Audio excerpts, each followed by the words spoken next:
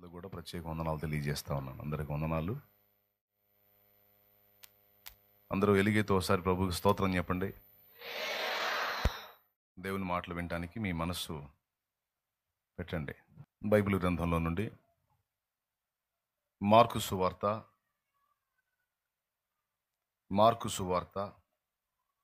7వ అధ్యాయము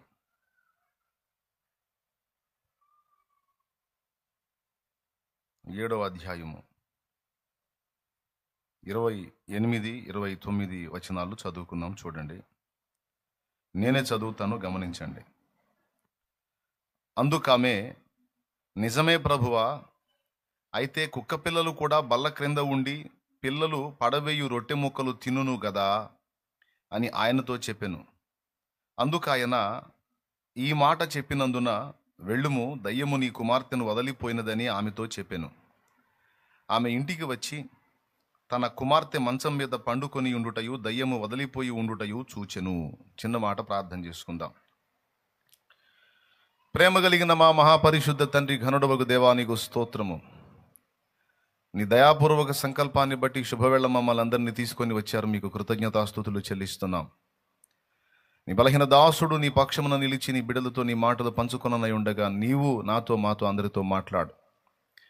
ఉపదేశాన్ని అడ్డగింపు చూసే దురాత్మ, దయ్యపు, సైతానీ అంధకార శక్తుల ప్రభావం నజరేయుడగు యేసు నామములో బంధిస్తున్నాం. పూర్తిగా మీరే అధ్యక్ష స్థానమందుండి మాతో మాట్లాడమని, సమస్తమైన మహిమయు ఘనతయు ప్రభావం నీకే చెల్లునని మనసారా ఆకాంక్షిస్తూ మీకే సమర్పిస్తూ యేసు నామములో ప్రార్థించి స్తుతించి ఈ ప్రార్థనా మనవులు విశ్వాసమును బట్టి స్వతంత్రించుకుంటున్నాము తండ్రి. Amen, amen, amen. ప్రభునందు ప్రియులారా, మనం చదువుకున్నటువంటి వాక్య భాగంలోని సన్నివేశం మీ అందరికీ తెలుసు. యేసు ప్రభు ఒక ప్రాంతానికి వెళ్ళినప్పుడు కనాను స్త్రీ అని మీ అందరికీ వెల్నోటెడ్ ఆమె గురించి. ఆమె కుమార్తె దురాత్మ చేత పీడించబడుతున్నప్పుడు చాలా ప్రయత్నాలు చేసింది దాని నుంచి ఆ బిడ్డను కాపాడుకోవడానికి, కానీ ఆమె వల్ల కాలేదు. యేసు ప్రభుని కూర్చిన మాట విన్నది. మరి ఎంతకాలంగా వినుందో మనకైతే అక్కడ రాయబడలేదు, కానీ ఆమె యేసు ప్రభు రాక కోసం ఎదురు చూసింది మాట మాత్రం వాస్తవం. ఆమె ఉన్నటువంటి ఆ ప్రాంతానికి యేసయ్య వచ్చినప్పుడు ప్రభువుని ఆమె వెంటబడింది, కేకలు వేస్తా ఆయన వెంటాడింది. ఆయన పట్టించుకున్నట్టు దాటి వెళ్ళిపోయాడు. అయినా సరే మొండి పట్టి వెంటాడింది. శిష్యులు ఆమె సొద తట్టుకోలేక ఈమెని పంపివేయచ్చు కదా, ఈ గొడవ ఏంది, ఈమె వెంటబడి కేకలేంది అని అన్నారు. అప్పుడు యేసు ప్రభు ఆగి ఆమెకి వెళ్ళి చూసినప్పుడు, నా కుమార్తె ఇలాగా ఇబ్బంది పడతా ఉంది, దయచేసి ఆ బిడ్డని కాపాడమని ప్రభువుని అడుగుతుంది. అప్పుడు ఆయన అంటాడు, పిల్లల రొట్టె ముక్కలు తీసి కుక్క పిల్లలకు వేయటం యుక్తము కాదనే మాట వాడతాడు. ఘాటైన వ్యాఖ్య. పిల్లలంటే ఇశ్రాయేలు, కుక్క పిల్లలంటే అన్యులు. నేను ఇశ్రాయేలుకు మొదట సువార్త అందించడానికి, కార్యాలు చేయడానికి వచ్చాను. కాబట్టి నీ విషయంలో నేను దృష్టి కలిగి లేను అన్నట్టుగా ఆమెని ఈసడించుకున్నట్టు మాట్లాడతాడు.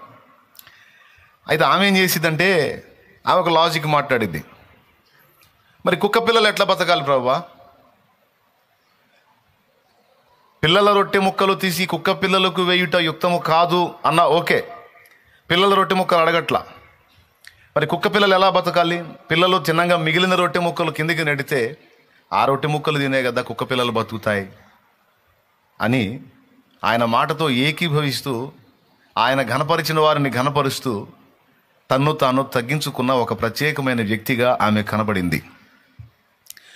ఈ స్టోరీని గురించి మత్తయి సువార్తలో ఉంటుంది, తర్వాత మార్కులో కూడా ఇలా ఉంది. ఆమె ఆ మాట అన్నప్పుడు యేసు ప్రభు అక్కడ ఆమెతో ఏమంటాడంటే, అమ్మా, నీ విశ్వాసము గొప్పది అనే మాట వాడతాడు. ఆ సన్నివేశాన్ని చూస్తారా? గతంలో చూపించి దాని మీద ఒక అంశం మాట్లాడాను మీతో.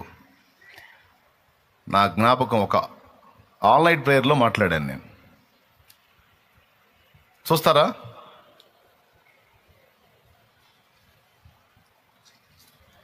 15వ అధ్యాయము 22వ వచనం నుంచి చూడండి. యేసు అక్కడ నుండి బయలుదేరి తూరు సీదోనుల ప్రాంతములకు వెళ్ళగా, ఇదిగో ఆ ప్రాంతముల నుండి కనాను స్త్రీ ఒకటి వచ్చి, ప్రభువా, దావీదు కుమారుడా, నన్ను కరుణింపుము. కనాను స్త్రీ అన్నాడు. తర్వాత ఇక్కడ కింద చదివితే మనం 26వ వచనం చూడు. అందుకు ఆయన, పిల్లల రొట్టె తీసుకొని కుక్క పిల్లలకు వేయుట యుక్తము కాదని చెప్పగా, ఆమె, నిజమే ప్రభువా, కుక్క పిల్లలు కూడా తమ యజమానుల బల్ల మీద నుండి పడు మొక్కలు తినును గదా అని చెప్పాను. అందుకు యేసు, అమ్మా, నీ విశ్వాసము గొప్పది, నీవు కోరినట్టే నీకు అవును గాక అని ఆమెతో చెప్పాను. ఇక్కడ ఏమన్నాడని ఉంది? అమ్మా, నీ విశ్వాసం గొప్పది, నీవు కోరినట్లే నీకు అగును గాక అన్నాడని ఉంది. కానీ అదే సందర్భాన్ని మార్కు రాస్తూ ఏమన్నాడో తెలుసా? యేసు ప్రభుతో ఆమె ఈ మాట అనగానే ప్రభు ఏమన్నాడో చూడండి. అందుకు ఆయన, ఈ మాట చెప్పినందున వెళ్ళుము, దయ్యము నీ కుమార్తెను వదిలిపోయినదని ఆమెతో చెప్పెను. అక్కడ నన్ను ఆలోచింపజేసినటువంటి విషయం ఏంటంటే, దయ్యము వెళ్ళిపోవడానికి ఆమె పలికిన మాటకి సంబంధం ఉంది. అది నాకు కొంచెం విచిత్రంగా అనిపించింది. యేసు ప్రభుని వెంటాడి ఆయన ఆమెను పట్టించుకోపోయినా మొండికేసి ఆయన వెంటబడి చివరికి ఆయన తృణీకరించినట్టు మాట్లాడిన తృణీకారాన్ని సహించి ఆమె చెప్పినటువంటి సమాధానం, ఆమె పలికినటువంటి మాట ప్రభు విని 3 మాటలు పలికాడు. 2 మత్తయి రాశాడు, 1 మార్కు రాశాడు. అందుకే సందర్భం ఒకటే కదా అని దాటి వెళ్ళిపోవద్దు. ఈ సందర్భం ఎన్ని చోట్ల రాయబడిందో అన్ని కుప్పేసుకుంటే కానీ అక్కడ టోటల్గా అసలు ఏం మాట్లాడాడో బయటకు వచ్చింది. ఈ సన్నివేశం వచ్చినప్పుడు మత్తయి సువార్తలో చదివాక ఇదే సన్నివేశం అని దాటిపోకూడదు. మత్తయి సువార్తలో ఏమన్నాడంటే, అమ్మా, నీ విశ్వాసము గొప్పది అని ఒక మాట అన్నాడు. 2వది, నీవు కోరినట్లే నీకు అగునుగాక. ఈ 2 మాటలు అక్కడ అన్నాడు. మార్కులో ఏమన్నాడంటే, ఈ మాట చెప్పినందున వెళ్ళుము, దయ్యము నీ కుమార్తెను విడిచి వెళ్ళిపోయింది పో అన్నాడు. ఇక్కడ ఈ అంశం మీద, ఈ ధ్యానం మీదకి మనం వెళ్ళబోయే ముందు, ఈ మనుషుల్ని శోధించి, మనుషుల్ని పట్టి పీడించి, మనుషుల్ని నానా రకాలుగా మభ్యపెట్టి క్షోభకు, మానసిక అశాంతికి, వేదనకు గురి చేసేటువంటి ఈ దయ్యములు లేక దురాత్మలు అనేవి ఒకటి ఉన్నాయనేది మనం మర్చిపోకూడని సంగతి. అవన్నీ లేకపోతే యేసు ప్రభు ఆ విషయాలు గ్రంథంలో రాయించడు, ఆయన కార్యాలు చేయడు. ఎందుకంటే ఆయన అబద్ధాలు చెప్పేవాడు కాదు. ఆయన గ్రంథంలో రాయించాడు, అనేక వాటిని గద్దించాడు, అనేక వాటి నుంచి ప్రజల్ని కాపాడాడు అంటే అవన్నీ ఉనికిలో ఉన్నాయని అర్థం. అవి ఉనికిలో ఉన్నాయి, మనుష్య సమాజంలోనే ఉన్నాయి. కానీ కంటికి కనబడకుండా అదృశ్య రూపంలో తిరిగి మానవ జీవితాలను అవి ప్రభావితం చేస్తున్నాయి.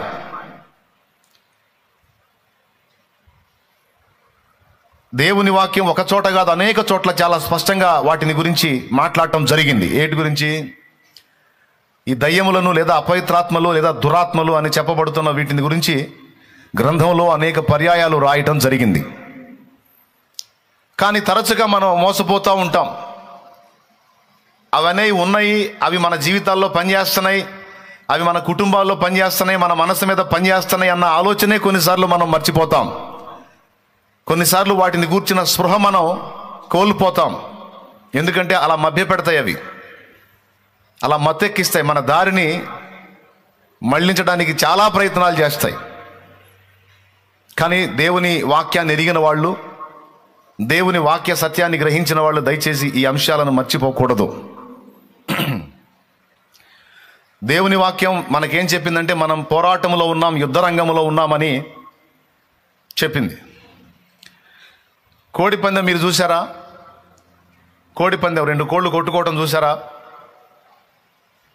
చూడలేదా? ఎంతమంది చూసారో చేతులు ఎత్తండి. 2 రకాల పందెాలు ఉంటాయి. కత్తి కట్టి వేసే పందెం ఉంటుంది, కత్తి కట్టకుండా విడికాళ్ళ పందెం అని వేస్తారు. ఇంకా కత్తులు కట్టారులేం కట్టరు, డైరెక్ట్గా కొట్టుకొని సావాలి అవి. ఆ కోడి పందెం కాకపోయినా మామూలుగా ఇళ్ళ దగ్గరైనా కోళ్ళు కొట్టుకుంటాయి కదా. ఇప్పుడు పెద్దగా పెంచట్లేదు జనాలు కోళ్ళని. నా చిన్నప్పుడు ప్రతి ఇంట్లో కోళ్ళు ఉండే, టౌన్లో కూడా ఇళ్లలో కోళ్ళు ఉండే. ఇప్పుడు ఆ బాధ పడలేక చాలామంది కోళ్ళు తీసేశారు. ఇప్పుడు కూడా మీరు చూస్తే కొన్ని పల్లెటూళ్ళల్లో సమృద్ధిగా కోళ్ళు కనపడతాయి.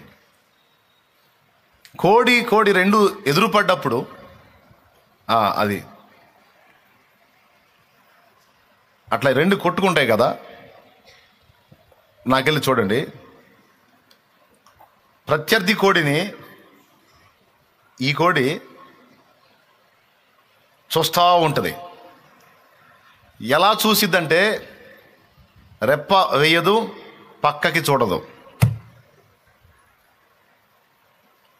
మీరు ఒకవేళ వీడియో ఏదైనా అవకాశం ఉంటే వేయొచ్చు, ఏదైనా వీడియో దొరికితే. ప్రాబ్లం అంటే అవసరం లేదు.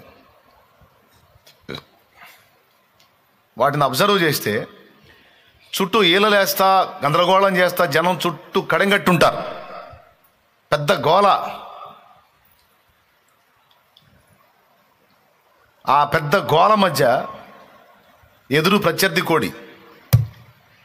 ఆ గోల చేసే జనంకెళ్ళి చూడవు, ఎదురెదురు చూసుకుంటూ ఉంటాయి, ఒకదాన్నొకటి చూసుకుంటూ ఉంటాయి. రెప్ప వేయవు ప్రత్యర్థి కోడిని తప్ప పక్కకి చూడవు. దానిని గమనిస్తూ ఉంటుంది. అది కదిలిందంటే ఇది లెగిసిద్ది.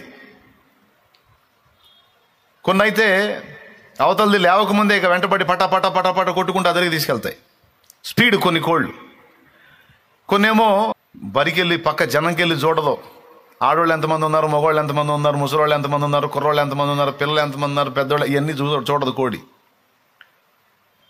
ఈలేసేవాడు ఎవడు, గోల్ చేసేవాడు ఎవడు, కేకలు వేసేవాడు ఎవడు, డబ్బులు పైపందాలు కాసేవాడు ఎవడు, ఇవన్నీ ఏం పట్టించుకోదు. అది ప్రత్యర్థి కోడిని మాత్రమే గమనిస్తూ ఉంటుంది. దాని కాళ్ళని దాన్ని అబ్జర్వ్ చేస్తూ ఉంటుంది. అది అన్నంటే ఇది లెగుస్తుంది.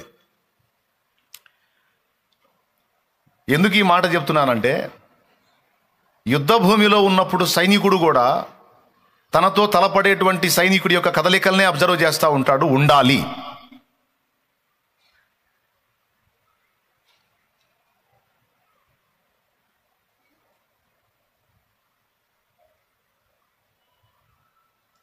ఇంకంతే, ఇక ఎవడికెళ్ళి చూడం. ఇంకది చాలే. యుద్ధ భూమిలో సైనికుడు కూడా శత్రువు కదలికల మీద దృష్టి పెడతాడు. రణభూమిలో సైనికుడు శత్రువు కదలిక మీద దృష్టి పెడతాడు. రాజు కూడా శత్రురాజు యొక్క కదలికల మీద దృష్టి పెడతాడు. కోడి నోరు లేని కోడి చట్టులో పెడితే కిలోన్నర కాని కోడి. దానికి తెలుసు యుద్ధ భూమిలో ఉన్నప్పుడు ప్రత్యర్థి యొక్క కదలికల్ని గమనించాలి, లేకపోతే నేను చేస్తానని దానికి తెలుసు. అందుకే అది పూర్తిగా ఆ స్పృహలో ఉంటుంది, కనీసం రెప్ప వేయదు. ఇది నేను ఎందుకు ఇంతగా చెప్తున్నానంటే, మనము కూడా రణభూమిలో ఉన్నామని దేవుని వాక్యం అనేక పర్యాయాలు సాక్ష్యం ఇచ్చింది. మనం పోరాడుతున్నామని మస్తు సార్లు చూపించాను మీకు. ఎఫెసీ పత్రిక 6:12 మనము పోరాడున్నది శరీరులతో కాదు అన్నాడు. అంటే పోరాటంలో ఉన్నామని చెప్తున్నాడు. మనం పోరాడుతున్నది శరీరులతో కాదు, ప్రధానులతోనూ అధికారులతోనూ ప్రస్తుత అంధకార సంబంధులకు లోకనాథులతోనూ ఆకాశ మండలమందున దురాత్మల సమూహములతోనూ మనం పోరాడుచున్నాము. మన ప్రత్యర్థి ఒకడు కాదు, గుంపులు గుంపులు ఉన్నాయనేది దేవుని వాక్య సత్యం. ఇది ఒక్క చోటేనా? ఇంకెక్కడన్నా రాయబడి ఉందా మన పోరాటాన్ని గురించి? ఇరుకు మార్గమున ప్రవేశింప పోరాడండి అన్నాడు. చాలామంది అందులో ప్రవేశింపజూతురు కానీ వారి వలన కాదు అన్నాడు. పౌలు అన్నాడు, మంచి పోరాటము పోరాడి తిని, నా పరుగు కడమిట్టించి తిని, నా విశ్వాసం కాపాడుకుంటుని, ఇక మీదట నా కొరకు నీతి కిరీటం ఉంచబడి ఉన్నది అన్నాడు. ఇక్కడ పౌలు పోరాటాన్ని గురించి మాట్లాడాడు. మళ్ళీ మరో చోట అంటాడు, తిమోతిలో జట్టి అయిన వాడు పోరాడినప్పుడు నియమ ప్రకారం పోరాడకుంటే వానికి కిరీటం దొరకదంటాడు. ఇది కూడా పోరాటాన్ని కూర్చే మాట. ఇవన్నీ లేఖనంలో నుంచే నేను ఎత్తి చెప్పిన విషయాలు. సైనికుడు ఎవడు కూడా యుద్ధరంగంలోకి ప్రవేశించేటప్పుడు తన దండులో చేర్చుకున్న వారిని సంతోషపెట్టవాలని ఈ జీవన వ్యాపారములలో చిక్కుకొనడు అని మాట్లాడాడు. ఇట్లా అనేక వచనాలు మన పోరాట జీవితాన్ని గురించి రాయబడి ఉన్నాయి.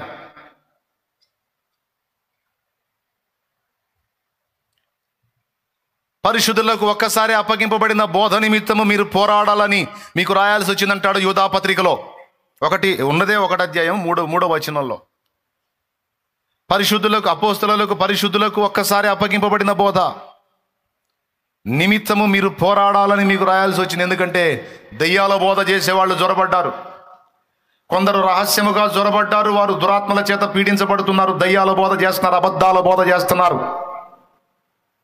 అలాంటి దుర్బోధకుల్ని మీరు ఎదుర్కోవాలి. వారిని ఎదిరించి సత్యం పక్షమున మీరు పోరాడాలి. పరిశుద్ధులకు ఒక్కసారి అప్పగింపబడిన బోధ నిమిత్తము మీరు పోరాడాలి. అంటే బోధ చేసే దయ్యాలతో మీరు పోరాడాలి. మిమ్మల్ని శరీరేచ్ఛలోనికి, లోకాశలోనికి లాక్కు వెళ్ళడానికి ప్రయత్నించే దయ్యాలతో పోరాడాలి.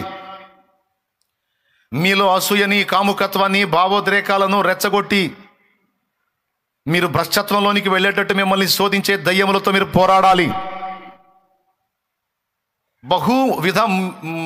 బహువిధం వ్యూహంతో అవి దాడి చేస్తున్నాయి.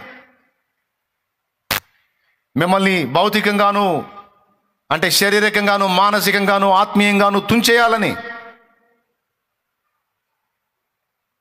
వాటి ప్రేరణకు మీరు లొంగితే మిమ్మల్ని శారీరకంగా నాశనం చేయాలని, మానసికంగా క్షోభ గురి చేయాలని, వాటి ఆలోచనలకు లొంగితే ఆత్మీయంగా నిన్ను బలహీనపరచాలని, భ్రష్టత్వంలోకి తీసుకెళ్లాలని, శక్యమైతే నీ ప్రాణమును తీయాలని, నీ స్వయంకృత అపరాధాన్ని చూపించి నీ అంతటా నువ్వే నీ ప్రాణానికి ముప్పం తెచ్చుకునేటట్టు నిన్ను శోధించాలని, మన ప్రాణాలు తీయడానికి, మన ఆత్మీయ జీవితాన్ని పాడు చేయడానికి, మనల్ని విశ్వాస భ్రష్టత్వంలోనికి తీసుకెళ్ళడానికి, మన విశ్వాసాన్ని వేగు చూడటానికి, మనం దేవుని పని చేయకుండా మనల్ని భ్రష్టు పట్టించడానికి. కళ్ళెట్ట మూతావు, నిద్రమోహమా, ఇంత మొత్తుకొని చూస్తుంటేను. స్తోత్రం చెప్పా. దేవుని వాక్యం వినకుండా నిద్రపుచ్చడానికి, ఆ చెప్పే 4 మాటలు నీ హృదయంలోకి వెళ్ళి నువ్వు అలర్ట్ కాకుండా నీకు మొంపు. ఫిడ్స్ వచ్చినోడు కళ్ళు మోస్తూ ఉంటాడు చూడు. ఫిడ్స్ వచ్చి తగ్గిపోయిన తర్వాత తేరుకున్నాడు, బాయ్ రే అంటే అంటుంటాడు. అట్లాగే నిన్ను మంపు గురి చేయటానికి, ఫిడ్స్ నా చిన్నప్పుడు మంపులు అంటారు, ఎపిలెప్సీ. అట్లా నిన్ను ఆ మంపు గురి చేయడానికి, మత్తు గురి చేయడానికి, సోమరితనంలోకి తీసుకెళ్ళడానికి, శరీరేచ్ఛలు, లోకేచ్ఛలు, మానుషేచ్ఛలు, భోగేచ్ఛలు, ఐహికేచ్ఛలను మనలో రెచ్చగొట్టడానికి, ఆత్మహత్యల ద్వారా, యాక్సిడెంట్స్ ద్వారా మన ప్రాణాలు తీయటానికి. ఎంత పెద్ద కుట్ర జరుగుతుందో మన వెనక. మనలో చాలా మందికి తెలియచావదు, తెలుసుగానే మర్చిపోతాం. వింటానే ఉంటాం వాక్యం, కానీ ఇలా నేను శత్రువు ఎదుట ఉన్నాను, వాడు వేగు చూస్తున్నాడు, అబ్జర్వ్ చేస్తున్నాడు అన్న ఇంకితాన్ని మనం కోల్పోతాం. కానీ వాక్యం అయితే సుస్పష్టంగా చెప్పింది, నిబ్బరమైన బుద్ధి గలవారై మెలకువగా ఉండండి, అపవాది గర్జించు సింహం వలె ఎవరిని మింగుదునా అని తిరుగుచున్నాడు, వెదకుచు తిరుగుచున్నాడు. పేతురు రాసిన మొదటి పత్రిక 5వ అధ్యాయం 8వ వచనం. తెలుసు మీకు, వెళ్ళిపోతారు, సరిపోయింది. ఇక వచ్చిన ఏముందో ముందే చెప్పేశాను, నాకు వెళ్ళి చూడండి. నిబ్బరమైన బుద్ధి గలవారే మెలకుగా ఉండండి, మీ విరోధి అయిన అపవాది, అంటే మీ శత్రువైన అపవాది గర్జించు సింహం వలె ఎవరిని మృంగుదునా అని వెదకుచూ తిరుగుచున్నాడు. వాడు నాయకుడు కష్టపడుతున్నాడు, వాడి దూతలు కష్టపడుతున్నారు, మొత్తం టీం అంతా పోరాడుతుంది మనల్ని అన్ని విధాలా దెబ్బతీయటానికి. ఎట్లనో దేవుని మహాకృప మనల్ని ఆవరించి, ఆ మహాదేవుచక మనల్ని కాయుచున్నవాడు, మనం మంపులమై ఉన్నా, మనం నిద్రమొఖాలు వేసుకుని నిద్రమత్తులమై ఉన్నా, ఆయన చురుకుగా ఉండి నిరంతరం మనల్ని కాపాడుతున్నాడు కనుక బతికి బట్టగట్టి తిరుగుతున్నాం. లేకపోతే ఎప్పుడో కథ క్లైమాక్స్ అయిపోయేది. శాశ్వతమైన ప్రేమతో నిన్ను ప్రేమించుచున్నాను. పర్వతములు తొలగినను, మెటలు తత్తరిలినను నా కృప నిన్ను విడిచిపోదు. నిన్ను కాపాడువాడు కొనకడు, నిద్రపోడు అన్న వాగ్దానాలు మనకిచ్చి, మన మత్తులమై ఉన్న ఆయన మత్తుడై ఉండకుండా ఆయన నిరంతరం మనల్ని కాస్తున్నాడు. మనం నిద్రపోతున్న ఆయన మేల్కొని ఉన్నాడు. ఎందుకు చెప్తున్నానంటే మనకి శత్రు సమూహం ఒకటి ఉంది. ఒకప్పుడు ఆ సమూహంలో వాటి పెత్తనం కింద మనం బతికిన వాళ్ళం. ఇప్పుడు వాటి పెత్తనం కింద నుంచి బయటకు వచ్చేసాం. జీవం గల దేవుని పెత్తనం కిందికి వచ్చాం. దేవుని రాజ్య సభ్యులమయ్యాం, దేవుని సంబంధులమయ్యాం. దత్తపుత్రాత్మను పొందిన వారమై, దాస్యపాత్మ నుండి విడుదల పొంది దత్తపుత్రాత్మను పొందిన వారమై దేవుని కుమారులము కుమార్తెలమయ్యాం విశ్వాసమును బట్టి. ఏ విశ్వాసము మనకు అన్ని రకాల ఆధిక్యతలు తెచ్చిపెట్టిందో ఆ విశ్వాసాన్ని దెబ్బతీయటానికి కుట్రలు జరుగుతాయి. మనల్ని విశ్వాస భ్రష్టత్వంలోనికి తీసుకెళ్ళడానికి కుట్రలు జరుగుతాయి. అందుకే పౌలు అన్నాడు, మంచి పోరాటం పోరాడాను, నా విశ్వాసానికి ఎన్ని రకాల ఉపద్రవాలు వచ్చినా, ఎన్ని సవాళ్ళు వచ్చినా అన్నిటిని అధిగమించి నా విశ్వాసాన్ని అయితే ఇప్పటి వరకు కాపాడుకొని ఉన్నాను. ఇక మీదట నాకు నీతి కిరీటం ఉంది అన్నాడు. ఆ నీతి గల న్యాయాధిపతి నాకే కాదు, తనను ప్రేమించే వాళ్ళందరికీ కూడా ఇస్తాడనే మాట ఆయన మాట్లాడతాడు. ప్రియమైన దేవుని బిడ్డలారా, అచ్చంగా దేవుని రాజ్యంలో చేర్చబడిన మన పతనాన్ని ఆశిస్తూ నిరంతరం సాతానుని, దురాత్మలను ఆవాహనం చేసి శత్రు వినాశయ అని మన మీద ప్రయోగించేటువంటి మనుషులు ఉండనే ఉన్నారు. మన నాశనాన్ని కోరి, మనకు తెలియదు, వాడికి మనకు ఆస్తి తగాదాలు లేవు, పాడు లేదు, వాడెవడో మనం ఎవరో తెలియదు. కానీ వాడు నిద్రాహారాలు మానేస్తాడు, అవసరమైతే మనుష్య మాంసం తింటాడు, అసహ్యమైనవి తింటాడు. ఇవన్నీ ఎందుకంటే సాతానును మెప్పించడానికి, ఒప్పించడానికి. ఇన్ని చేసి వాడు చేసేది ఏందో తెలుసా? భూమి మీద దేవుని పిల్లలు, దైవజనులు, దేవుని పాత్రలు దెబ్బతినాలి, సాతాను రాజ్యం స్థిరపడాలి, దైవరాజ్యం విచ్ఛిన్నమైపోవాలని వాళ్ళు నిరంతరం దుష్టుని సేవిస్తూ, ఆహ్వానిస్తూ దేవుని పిల్లల మీద నిరంతరం అదొక విధమైన దాడి. అలాంటి విజ్ఞాపనకర్తలను ఏర్పరచుకున్నాడు సాతాను మనుషుల్లోనే. కొంతమంది అయితే మనుషులు తమంతటా తామే తమ ఆత్మలను అప్పజెప్పుకున్నారని తెలుసా మీకు? సాతాను పిలిచి తమ ఆత్మను అప్పజెప్పుకున్న వాళ్ళు ఉన్నారు. ఒక పక్క మనుషులు, ఒక పక్క దురాత్మలు, దుష్టశక్తులు, అంధకార శక్తులు, అపవిత్రాత్మలు అన్నీ కలగలిపి మనల్ని మళ్ళా వెనక్కి తిప్పాలని, మనల్ని భ్రష్టు పట్టించాలని, మన విశ్వాసాన్ని వేగు చూసి మన ఆత్మలను నిత్యము మండే నరకాగ్నికి ఈడ్చుకెళ్లాలని, వాళ్లకు దక్కని మహిమ మనకు దక్కకూడదని, వాళ్లకు దక్కని రాజ్యం మనకు దక్కకూడదని, వాళ్ళుండే పాతాళ అగ్నిలో, నరకాగ్నిలో మనం కూడా ఉండాలని రక్షణలోనికి వచ్చిన మనందరి మీద దుష్టుడు చేసేటువంటి కుట్రలన్నీ నీ కావు. ఈ సంగతి బైబిల్ చాలా స్పష్టంగా చెప్పింది. వాడికి సమయం ఇంకా కొంచెమే ఉందని, బాగా కోపం కలిగిన వాడే భూమి మీదకి వచ్చాడని ప్రకటన 12 సాక్ష్యం ఇచ్చింది. దయ్యాలకు వాటి కాలం తెలుసు. అయ్యో దేవుని కుమారుడా, సర్వోన్నతుని కుమారుడా, కాలము రాకమునిపే మమ్మను నశింపజేయవ, నీకేమి పని? నీవు మమ్మలను వెళ్ళగొట్టిన ఎడలా ఆ పందులలోనికి వెళ్ళుటకు మాకు సెలవిమ్ము అని రిక్వెస్ట్ చేసినాయి. కాలము రాకమునిపే మమ్మను నశింపజేయవచ్చితివా అంటే వాటి కాలం వాటికి తెలుసు. సో ఇదంతా టోటల్గా మీకు ఎందుకు చెప్తున్నానంటే, నువ్వు అర్థం చేసుకున్నా చేసుకోకపోయినా నిన్ను నన్ను మనల్ని తరిమేటువంటి ఒక దుష్ట సమూహం అయితే ఉనికిలో ఉంది అనే గ్రహింపు నీకు ఉండాలని ఈ విషయాలు చెప్తున్నాను నేను. ఎంతమంది దీన్ని తీవ్రంగా విన్నారండి? స్తోత్రం చెప్పండి. అందరూ లైవ్లో ఉన్న వాళ్ళు కూడా జాగ్రత్తగా వినండి, అయమరపాటుగా ఉండొద్దు, అందరూ శ్రద్ధగా వినండి. మనల్ని అన్ని విధాల అణచివేయాలని జరుగుతున్న కుట్రలు విఫలమైపోతున్నాయి. మన మీద జరుగుతున్న మాంత్రిక ప్రయోగాలు, మంత్రశక్తుల ప్రయోగాలు నిర్వీర్యమైపోతున్నాయి. వాడికి అర్థం కావట్లే ఏం జరుగుతుందో. కష్టపడి ప్రయోగాలు చేస్తూ ఉన్నారు కానీ వాళ్ళ ముఖమే పగులుతుంది, మనకేం కావటల్లా. ఎందుకు? అగ్ని ప్రాకారమై ఉన్నాడు, అగ్ని ప్రాకారమై ఉన్నాడు.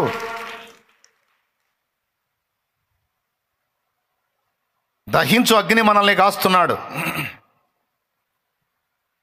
ఆయన రక్తపు కోటలో మనల్ని దాచుకున్నాడు, రెక్కల నీడలో దాచుకున్నాడు, చంకనెత్తుకున్నాడు, లేకపోతే అవుట్.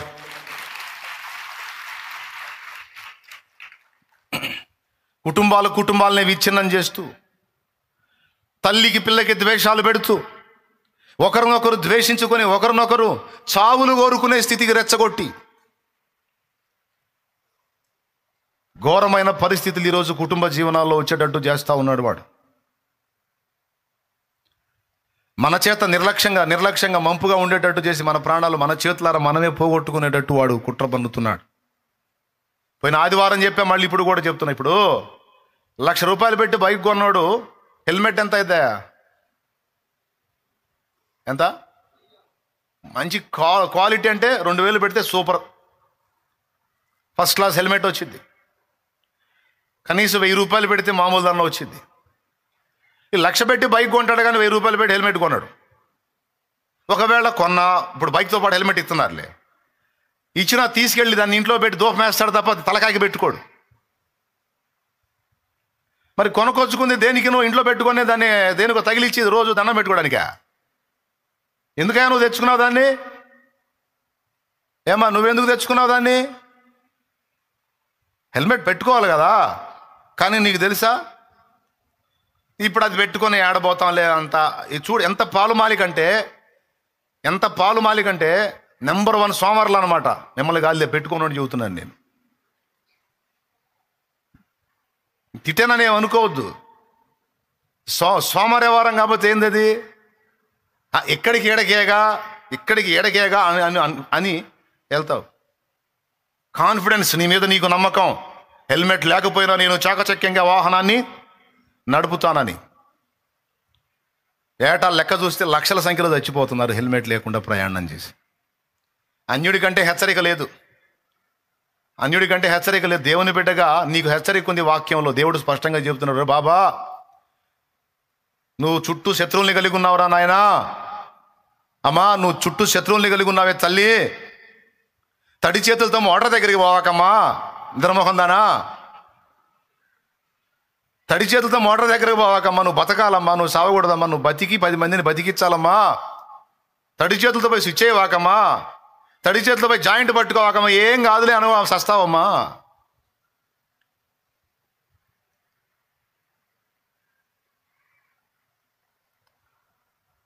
చూసుకోమ్మా కొంచెం చుట్టూ, నీ వంతు నువ్వు మెళకోగలిగి ఉండు అన్నా. మనం ఎంత కాపాడుకోవాలనుకున్న దేవుడు కాపాడకపోతే మనం ఏడ బతుకుతాం అన్నా అంటారా? కాదని నేను అన్నానా? అయితే ఆయన ఏమన్నాడు మరి వాక్యంలో? బుద్ధిహీనముగా ఉండొద్దు అన్నాడు కదా. దేవుడే కాపాడతాడని నువ్వు నిద్రమోహం వేసుకొని తిరిగితే ఎట్లాగండి? గాల్లో దీపం పెట్టావు, దేవుడు సత్యవంతుడు వెలిగిస్తాడు అంతే అన్నావు. మరి నీకు చేతులు ఇచ్చింది ఎందుకు?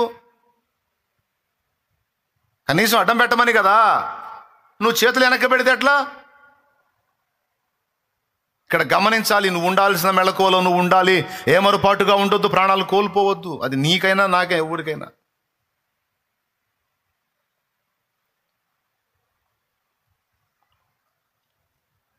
బుద్ధిహీనతలు ఎన్ని రకాలు ఉన్నాయో తెలుసా? నైట్ 1 గంట నిద్రపోవటం కూడా బుద్ధిహీనతే. వినండి, అది కూడా సాతాను కుట్రే. నైట్ 1 గంట నిద్రపోతారు కొంతమంది, చెడిపడి అన్ని చూసి. ఏంటంటే నిద్ర పట్టట్లేదు. అది నిద్రట్టబట్టి కళ్ళు మూసుకొని దేవుని స్తోత్రాలు చెప్పుకుంటే నిద్ర పట్టిద్ది, లేకపోతే కాసేపు బైబుల్ చదివి నిద్ర పట్టిద్ది. నిద్ర పట్టట్లేదు ఏడాది దరిద్రం అంతా చూసి 1 గంటకు పండుకుంటావు. తెల్లారి 6 మళ్ళీ లేవాలి. 1 నుంచి 6 కనీసం 8 గంటల నిద్ర ఉండాలి. మరి 8 గంటల్లో 2 గంటలు లెస్ చేస్తున్నావు, రోజు 2 గంటలు లెస్ చేస్తున్నావు. మరి ఆ 2 గంటలు ఎట్లా కవర్ అవ్వాలి?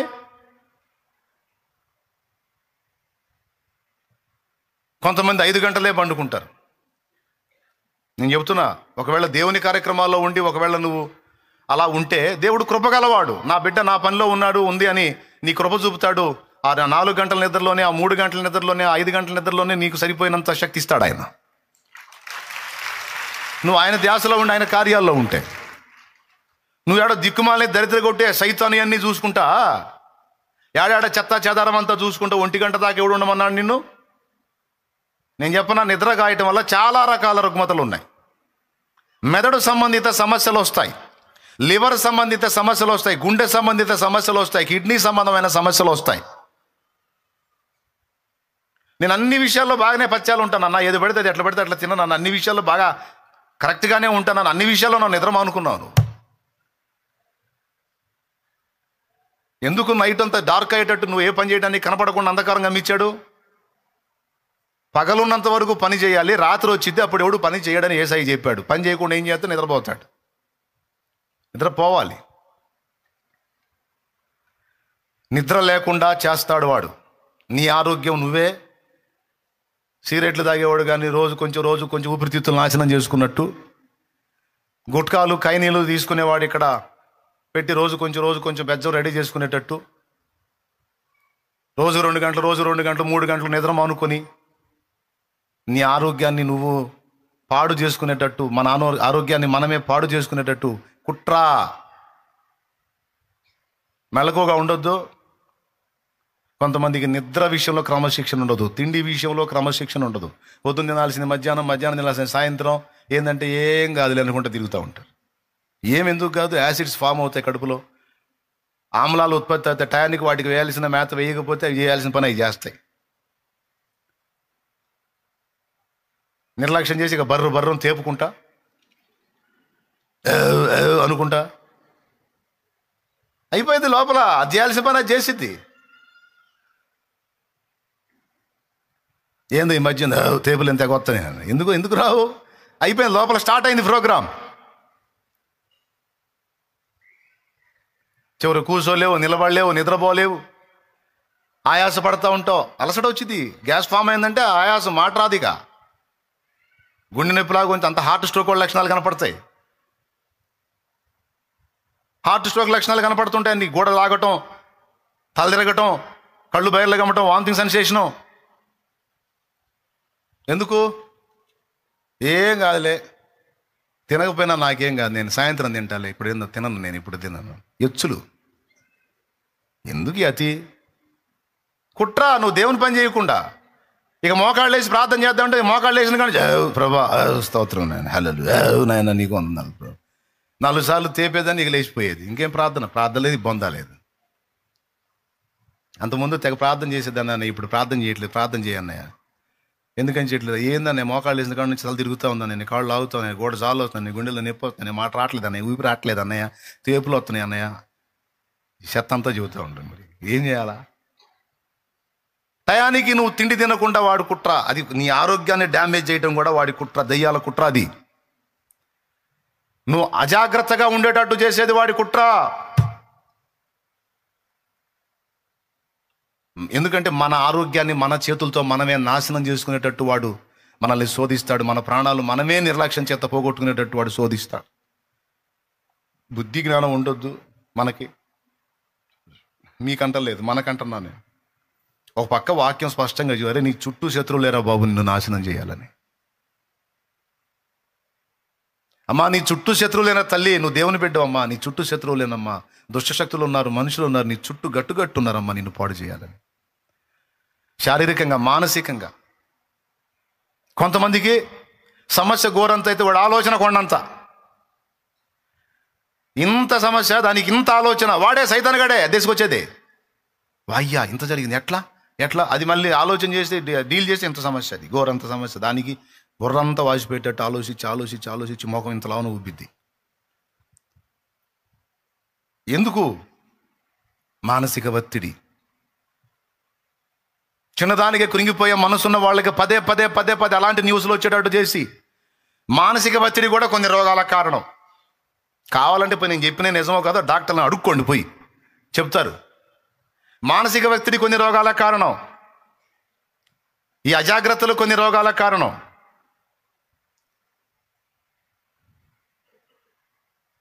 ప్లీజ్ అర్థం చేసుకొని కొంచెం జాగ్రత్త పడతారని ప్రేమతో హెచ్చరిస్తున్నాను నేను. ఆత్మీయ జీవితాన్ని దెబ్బతీయడానికి మళ్ళీ అటు వస్తాడు, మళ్ళా వాడు ఇటు చిక్కితే ఇటు, శారీరకంగా చిక్కితే శారీరకంగా, మానసికంగా చిక్కితే మానసికంగా, ఆత్మీయంగా చిక్కితే ఆత్మీయంగా. అపరాధ భావాన్ని తీసుకొచ్చి పెడతాడు. ఊరికి అపరాధివి, నువ్వు తేడా, నువ్వు తేడా, నువ్వు తేడా, నువ్వు తేడా, నీ ఆలోచనలు మంచి కాదు, నీ తలంపులు మంచి కాదు, నీ క్రియలు మంచి కాదు, నువ్వు మంచోడివి కాదు. కాదు కాబట్టి నీ కర్మెట్ట కాలుతుంది, ఇంకా కాలిద్ది, ఇంకా అయిపోయింది నీ చరిత్ర క్లోజ్. నువ్వు మంచిదానివి కాదు కాదు కాదు కాబట్టి నీ కర్మెట్లా కాదు, ఇంకా అయితే ఇంకా అయిద్దని మనస్సుని కృంగదీసి కనీసం ఆత్మీయ జీవితంలో కూడా ప్రశాంతంగా ఉండకుండా అన్ని విధాలా మనం డిస్టర్బ్ అయ్యేటట్టు ఎంత కుట్ర, ఎంత దాడి. నేను చెప్పే కాదా? అవునా కాదా చెప్పండి? ఎంతమంది ఒప్పుకుంటారు? ఒకటి మిస్ అయితే ఒకటి మిస్ అయితే ఒకటి. ఇవనే ఉనికిలో ఉన్నాయని గ్రహించండి, జాగ్రత్త పడండి. ఇవి ఉనికిలో ఉన్నాయి, మనల్ని వెంటాడుతూ ఉంటాయి. ఎవడైనా అమాయకంగా చిక్కాడంటే అవుట్. గొంతు మీద కత్తి పెట్టితే ఎంత కావాలంటే అంత ఇస్తాం. ప్రాణం దీకరా బాబు, నీకు దండం పెడతా అని. ప్రాణాన్ని కాపాడుకోవడానికి మనుషుడు సమస్తం ఇచ్చును కదా. అలాంటి మనుషుడు తన ప్రాణాన్ని తానే తీసుకోవడానికి ఇష్టపడ్డాడంటే దురాత్మ ఎంత శోధించి ఉండాలో ఒక్కసారి ఊహించండి. దురాత్మ ఎంత కృంగదీస్తే, ఎంత బలహీనపరిస్తే, ఎంత శోధిస్తే ఉసరుసర తన ప్రాణాన్ని తనే తీసుకునే పరిస్థితికి వెళ్ళిపోయాడు మనిషి.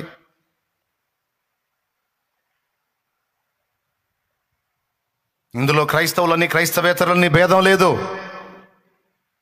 దేవుని వాక్యం ఎవరి హృదయంలో అయితే ఉండదో, దేవుని యందలి విశ్వాసం ఎవరి హృదయంలో అయితే బలహీనపడిద్దో, అవసరమైతే వాళ్ళని రెచ్చగొట్టి వాళ్ళ ప్రాణాలు వాళ్లే తీసుకునేటట్లు ఆత్మహత్యకు రేపే కార్యాలు కూడా జరిగిస్తాడు వాడు. ఎవరు నిన్ను ప్రేమించరు, ఎవరు నిన్ను పట్టించుకోరు, ఎవరు నిన్ను అర్థం చేసుకోరు. నీ వాళ్ళే నిన్ను ద్వేషిస్తూ ఉన్నారు. ప్రేమలేని ఈ ప్రపంచంలో బతకడం ఎందుకు? నువ్వు చచ్చిపోతే పోయిద్ది కదా. ఈ సమస్యలు పోవు, ఈ అప్పులు తీరవు, ఈ బాధలు పోవు, ఈ ఇబ్బందులు పోవు, ఈ కష్టాలు పోవు. సంవత్సరాలుగా నిరీక్షించావు, ఇది మారదు, చచ్చిపో. కాసేపు కళ్ళు మూసుకో, 5 నిమిషాలు కళ్ళు మూసుకో, అసలు ఈ బాధలే ఉండవు, హాయిగా వెళ్ళిపోవచ్చు ఇక అని శోధించి, మనుషుడా నీ ప్రాణం నువ్వే తీసుకునేటట్టు, సోదరి నీ ప్రాణం నువ్వే తీసుకునేటట్టు నిన్ను ప్రేరేపిస్తుంది దయ్యపు ఆత్మ. అది చెప్పే సలహా నిజం కాదు. కాసేపు కళ్ళు మూసుకో అయిపోయింది, కాసేపు కళ్ళు మూసుకో అయిపోయింది, కాసేపు కళ్ళు మూసుకో అయిపోయింది అని నిన్ను రెచ్చగొడుతుంది దురాత్మ. కాసేపు కళ్ళు మూసుకుంటే అయిపోయిద్దా? ప్రాణం పోయిద్దేమో కానీ తర్వాత ఏమైందో తెలుసా? ఇక్కడ కన్ను మూసిన నువ్వు అగ్నిగుండంలో కళ్ళు తెరుస్తావు, పాతాళ అగ్నిలో కళ్ళు తెరుస్తావు. ఎందుకంటే నీ ప్రాణాన్ని నువ్వు తీసుకునే హక్కు నీకు లేదో. నీకు ఈ జీవితాన్ని ఇచ్చింది దేవుడు, దాన్ని ముగించాల్సింది కూడా దేవుడే. అలా కాకుండా నీ ప్రాణాన్ని నువ్వు తీసుకోవడానికి ప్రయత్నిస్తే దేవుని సార్వభౌమాధికారాన్ని ధిక్కరించిన దాని అవుతావు, ధిక్కరించిన వాడి అవుతావు, తీర్పులోనికి వస్తావు, ఉగ్రతకు గురవుతావు. ఊరుకోడు దేవుడు. పిచ్చి పిచ్చి ఆలోచనలు చేయవాకు, గద్దించు దురాత్మని. అది చెప్పడానికి ఈ మాట ఎత్తుకున్నాను నేను ఇప్పుడు యేసు నామములో. హల్లెలూయా చెప్పు గట్టిగా. నీ పక్కన చేరి మానసికంగా నేను కృంగదీసి ఈ అప్పులు నిన్నందరూ రోడ్డు పాలు చేస్తారు, అవమానాలు అనుభవించాల్సి వచ్చింది, నువ్వు ఎట్లవుతావు, నువ్వు అట్లవుతావు, వీటన్నిటికంటే చచ్చిపోయింది మంచిది కదా. చచ్చిపో అనొచ్చు. ఎవరున్నారో నాకు తెలియదు ఈరోజు ఇక్కడికి వచ్చిన వాళ్ళల్లో. సావటానికి ప్రేరేపించబడుతున్న వాళ్ళు, ఈ లైవ్లో అందుబాటులోకి వచ్చిన వాళ్ళు ఎవరున్నారో నాకు తెలియదు. అనవసరంగా దేవుడు ఈ మాట తీసుకొని రాడు. జాగ్రత్త, దురాత్మ నీ పక్కన చేరింది, నిన్ను నీ కుటుంబాన్ని నాశనం చేయడానికి కుట్ర పన్నింది. దానికి చెవిస్తున్నావు, గద్దించు దాన్ని, చెప్పు దాంతో యేసునామములో, పో దురాత్మ, నా దేవుడు బలవంతుడు, నా యేసయ్య నాకున్నాడు.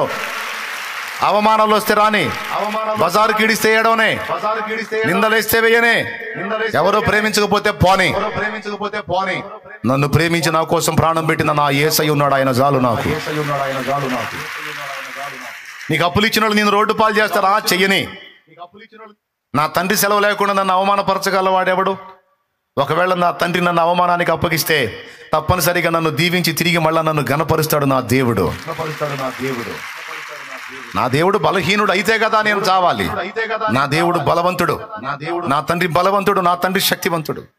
నేను చావను. నీ మాటలకు లొంగిపోయేంత పిరిగిదాన్ని కాదే దయ్యమా, యేసు నామములో.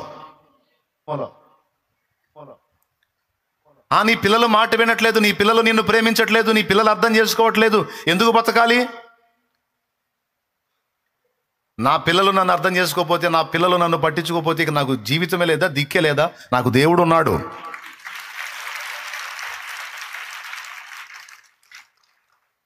శరీర సంబంధంగా పుట్టిన పిల్లలు నన్ను పట్టించుకోకపోతే, ఆత్మ సంబంధంగా అనేక మందిని నేను గంటాను. అవసరమైతే అనేక మందికి సువార్త చెప్పి ఆత్మ సంబంధంగా గంటానండి. ఒకవేళ నాకు పుట్టిన పిల్లలు నన్ను పట్టించుకోకపోతే, నా దేవుని బిడ్డగా నేను దేవుని వైపు చూస్తాను, దేవుని కోసం బతుకుతాను. దేవుడు తీసుకున్నప్పుడే చచ్చిపోతాను, కానీ నా అంతటా నేను నా ప్రాణాన్ని తీసుకోవడానికి ఆలోచన చేయను, సాతానికి ఎడం ఇయ్యను అని గట్టిగా పలకాలి. ఈ మాట చెప్పాలి, చెప్పి గద్దించాల ఆలోచనలు పుట్టించే దయ్యాన్ని. నేను గొడ్రాలు అంటున్నారు, నన్ను అవమానపరుస్తున్నారు, నేను బతకను, నాకు పిల్లలు లేరు.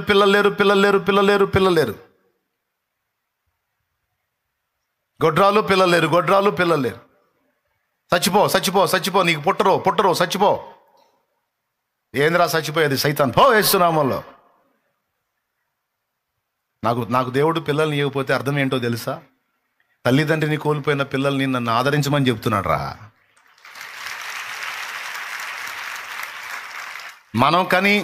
మనంతటా మనం కని పెంచి పెద్ద చేసి పిల్లలకు మనం పరిచర్యలు చేస్తే అది బాధ్యత. ఏమంటారు దాన్ని? సేవ అంటారా, బాధ్యత అంటారా?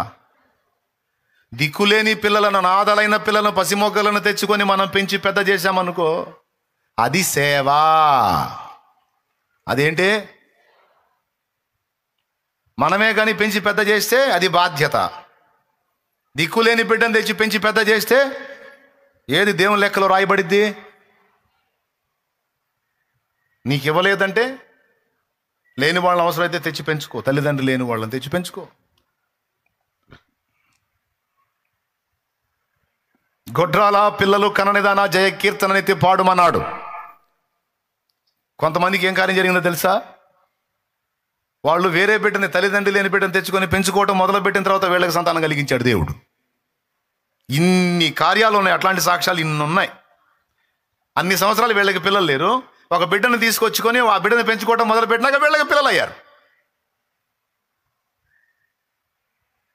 అది లేరు సావాలి దరిద్రం మాటలు మాట్లాడతావు, పనికి మాలిందనా అనకూడదు అట్లా.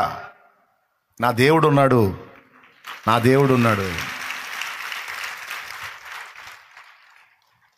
90 ఏళ్ల శారాగి సాకును పుట్టించినవాడు, నవ్వు పుట్టించినవాడు నా దేవుడు. రిబకమ్మకు 2 పిల్లల్ని, కవలలను ఇచ్చిన దేవుడు నా దేవుడు. నా విషయంలో కూడా కార్యం చేస్తాడు. చేయకపోయినా పర్వాలేదు, అవసరమైతే ఒక బిడ్డను తెచ్చి పెంచుకుంటాను. అంతేగాని నేనెందుకు చావాలి? నేనెందుకు అవమానాన్ని తలంచాలి? ఎవరో పనికి మనోళ్ళు మాట్లాడే మాటలు నేనెందుకు పట్టించుకోవాలి? కాదమ్మా, మాట చెప్తున్నాను నేను. అసలు పెళ్ళే వదిలేసిన తల్లి సంగతి ఏందమ్మా? పనికిరాదా? ఆమె కూడా గొడ్రాలేనా? దరిద్ర మైండ్లు, దరిద్ర మాటలు, సైతాన్ మాటలు.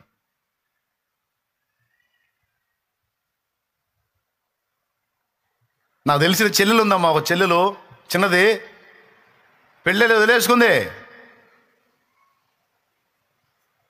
బతికేస్తుంది అలాగా దేవుని కోసం. మరి ఆమె సంగతి ఏంది? దేవునికి ప్రతిష్ఠించుకుంది. పనికి మాలినోళ్ళు మాట్లాడే మాటలను బట్టి అధైర్యపడి కృంగిపోయి ఎన్ని తీసుకొచ్చి పెడతాడు వాడు.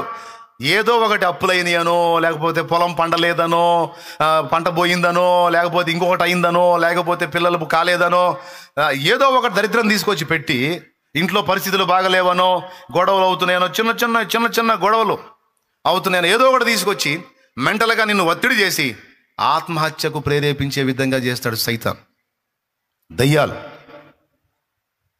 అందుకే దేవుని వాక్యంలో స్పష్టంగా రాయించి పెట్టాడు, వాడికి ఎడమియొద్దు, అపవాదికి చోటియొద్దు అని మాట్లాడాడు.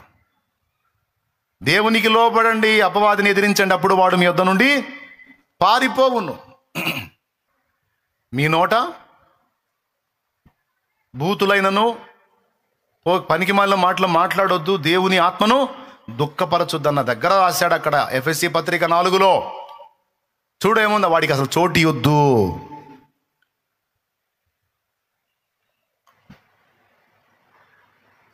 నీ నోట దుర్భాష ఏదైనాను రానియకుడి, దేవుని ఆత్మను దుఃఖపరచకుడి, అపవాదికి చోటియ్యకుడి. చదువు, ఒక్కసారి చదువు నాయనా. ఎఫెసీ పత్రిక 4వ అధ్యాయము 29వ వచనం. వినువారికి మేలు కలుగునట్లు అవసరమును బట్టి క్షేమాభివృద్ధికరమైన అనుకూల వచనమే పలుకుడు గాని దుర్భాష ఏదైనను మీ నోట రానియకుడి, దేవుని పరిశుద్ధాత్మను దుఃఖపరచుకుడి. విమోచన దినము వరకు ఆయన యందు మీరు ముద్రింపబడి ఉన్నారు. సమస్తమైన ద్వేషము, కోపము, క్రోధము, అల్లరి, దూషణ, సకలమైన దుష్టత్వమును మీరు విసర్జించుడి. దేవునికి స్తోత్రం కలుగును గాక. మరి అపవాదికి చోటు ఇయ్యకూడని ఎక్కడ రాసుంది? మరి అది చదవలేదు ఏంది? నేను అది కదా చెబుతుంది. 27వ వచనం, అపవాదికి చోటియ్యకుడి. మరి నేను ఆ ముఖ కదా చెప్పింది. శామ్యూయల్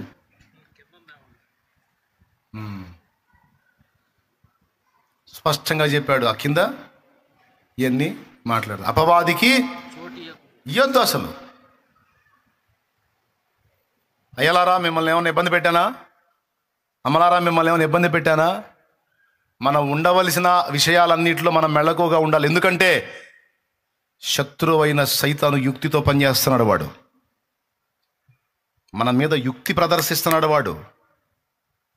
మనం వాడి తంత్రాలు ఎరగనోళ్ళం కాదన్నాడు పౌలు. వాడి తంత్రాలు, వాడి యుక్తులు, వాడి కుయుక్తులు, వాడి కుట్రలు ఎరగనోళ్ళం కాదు మనం. మనకు దేవుడు అన్ని తన ఆత్మ ద్వారా బయలుపరుస్తున్నాడు. వాడు ఇట్లా చేస్తాడు, వాడి కుట్రలు ఎట్లా ఉంటే మీరు జాగ్రత్తగా ఉండండి. దేవుని పిల్లలంటే మొంపోళ్ళు కాదు, హెబ్రీ స్త్రీలు చురుకైన వాళ్ళు అన్నట్టు దేవుని పిల్లలు చురుకుగా మంచి వివేచన జ్ఞానము గలవారై ఉండాలి. దేవునికి స్తోత్రం కలుగును గాక. కాబట్టి ఈ విషయాలన్నీ మీరు మనస్కరించి జాగ్రత్త పడండి. మీ ఆరోగ్యాన్ని జాగ్రత్తగా కాపాడుకోండి. మీ ప్రయాణాల్లో జాగ్రత్తలు తీసుకోండి. మనస్సుని ఒత్తిడికి గురి చేసుకోకండి. మానసిక క్షోభను పెంచుకోకండి. వదిలేసేయండి. ఫ్రీగా ఉండండి. దేవుని అందరి విశ్వాసాన్ని బట్టి ధైర్యంగా ఉండండి. అవమానాలు వదిలేస్తే రానివ్వండి, పర్వాలేదు. దేవుడి సెలవు లేకుండా ఏదీ రాదు. ఒకడు చొక్కా పట్టుకొని రోడ్డు మీద నేను నిలేసాడు, స్తోత్రం. వాడి చేతులతోనే వాడు వచ్చి నీ కాళ్ళు పట్టినట్టు దేవుడు చేస్తాడు. కనీసం నీ చేతులు పట్టి ఉండడానికి చేస్తాడు. నమ్మి ధైర్యం తెచ్చుకోవాలి, కృంగిపోకూడదు.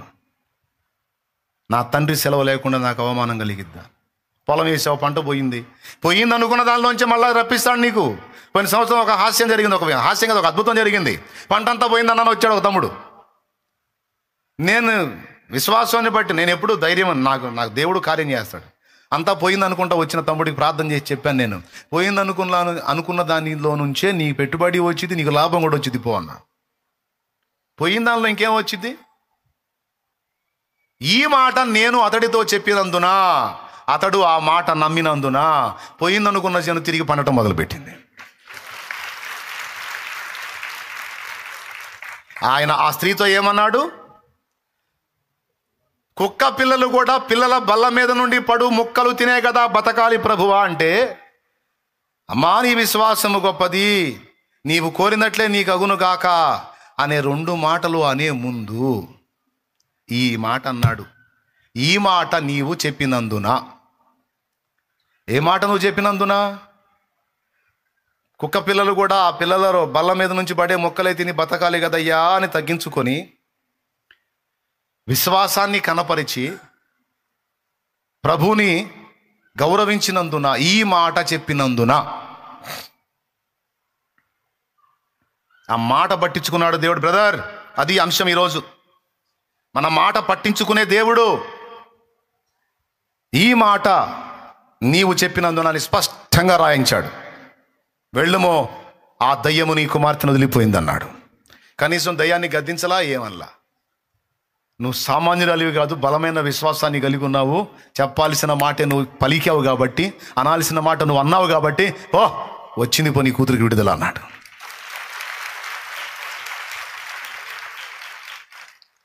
అమ్మా నీ విశ్వాసము గొప్పది, ఈ మాట నీవు చెప్పినందున ఇదిగో నీవు కోరినట్లే నీకు అగునుగాక. అక్కడ 2 మాటలు రాశాడు, ఇక్కడ 2 మాటలు రాశాడు.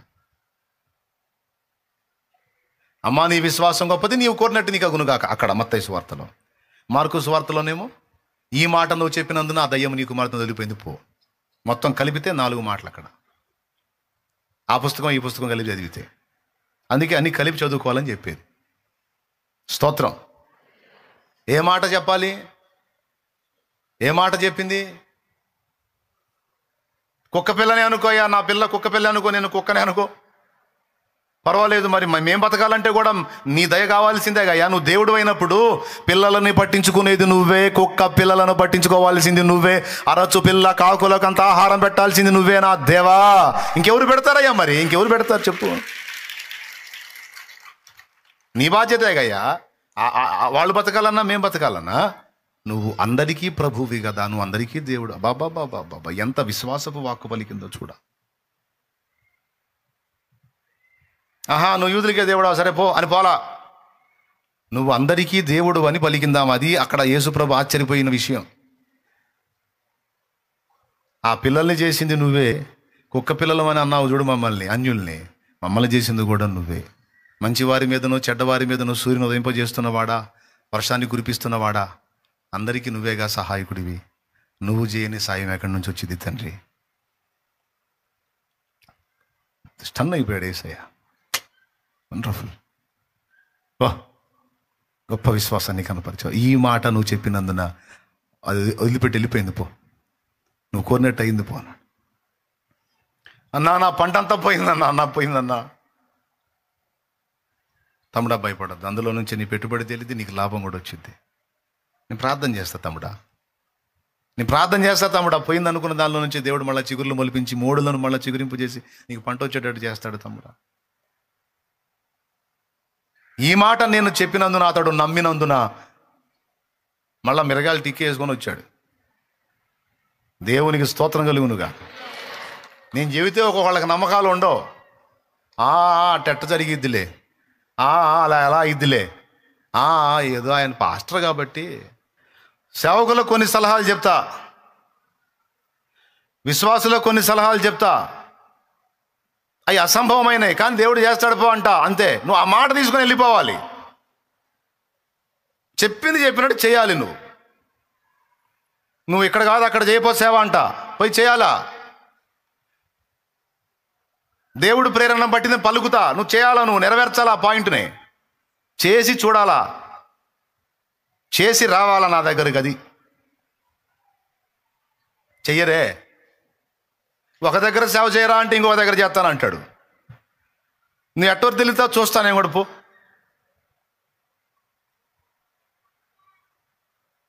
దేవునికి స్తోత్రం కలుగును గాక. హల్లెలూయా. అక్కడ ఏమీ అవకాశం లేదు అసలు. అలా అవకాశం లేని దగ్గరికి పంపించావు ఒక తమ్ముడిని, పో అక్కడ చేయపో సహోదరుడా. నేను తిక్కలోళ్ళ కనపడతాను. పో, దేవుడు చెప్తున్నాడు నీకెందుకు పో. దేవుడు చెప్పినప్పుడు నువ్వు చేయపో. ఆయన మీతో చెప్పినది నువ్వు పోవాయా, నువ్వు చెప్పింది చేయపో. ఇంకేడన్నా మొత్తం పోయిందన్నా, అరే ఆ మాట అనొద్దన్నా, పో. పోయింది పో, పోయింది మళ్ళీ తిరిగి వచ్చింది పో.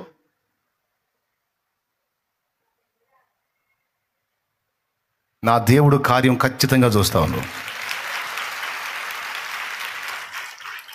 తగ్గిద్ది పో, ఆయన చూస్తాడు, స్వస్థత కలిగిద్ది పో, అంతే. ఇక దానికి గుండెల నిండా తీసుకోవాలి, దేవునికి స్తోత్రం అనుకోవాలి. గుర్తుపెట్టుకోండి నాయనలారా, అయ్యలారా, మీకు దండం పెడతానా, అమ్మలారా. ఇది ఎట్లా ఇది అనొద్దు నా దగ్గర. అయ్యిద్ది, దేవుడు చేస్తాడు పో అన్నప్పుడు ఆమేన్ అనుకుంటూ వెళ్ళిపోవాలి నువ్వు, అంతే. నేను నీకు అందుబాటులో రావటమే అంతంత మాత్రం. అందుబాటులోకి వచ్చి ఆ మొక్క అందించినప్పుడు ఆ మొక్క చేత పట్టుకుని వెళ్ళిపోవాలి ఇక నువ్వు సంతోషంగా. స్తోత్రం. నపుంసకుడు సంతోషించు తన దారిని వెళ్ళిపోయాను అన్నట్టు.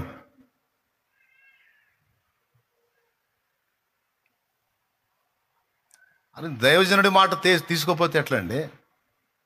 చెప్పింది చేయాలా, చెప్పిన సలహా వినాలా. ఇట్లా కాదు, ఎట్లా అంటే చేయాలా. నాకెదురు చెబితే ఎట్లా? కొంతమంది వస్తారు, నువ్వు ఏ జీవితం చేస్తా అంటారు. సరే ఇది చేయమని నేను చెప్పాను అనుకో, నాకు మళ్ళీ గంట సేపు మళ్ళీ రిటర్న్ క్లాసు. చివరికి ఏం చెప్పి లేసి వస్తాను తెలుసా? సార్ నీ ఇష్టం వచ్చినట్టు చేసుకోపని లేసి వస్తా. మీ ఆలోచన లేదో మీ దగ్గర పెట్టుకో. నా దగ్గర సలహాకు వచ్చి కాసేపు నా టైం తింటాం ఎందుకు అనవసరంగా? నువ్వు చేయాలనుకున్నది చేయిపో. లేదు నన్ను అడిగావా, సరే ఇదిగో ఇట్లా చేయనాయన అని చెప్పినప్పుడు చేయిపో. సేవకుడైనా, విశ్వాసైనా, పరిచారకుడైనా, పరిచారకురాలైనా ఒక మాట దైవజనుడి నోటి నుంచి వచ్చినప్పుడు అది తీసుకొని వెళ్ళిపోవాలంతే. నాకు రోగం రోగం రోగం రోగం రోగం తగ్గిద్ది పో.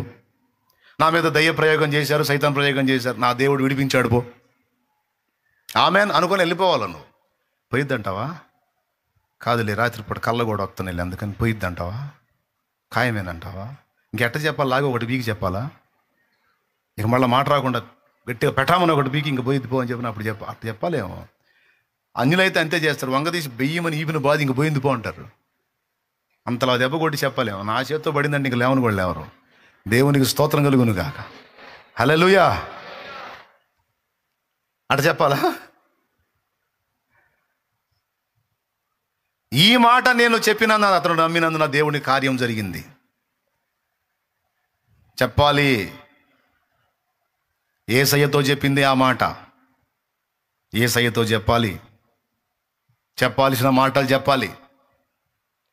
పలకాల్సిన మాట పలికింది. ఒక్క దెబ్బతో అన్ని సంవత్సరాల సమస్య పోయింది.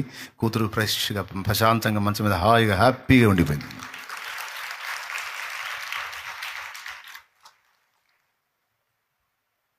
బాగుపడిపోయింది. చచ్చిపోయేది బతికింది.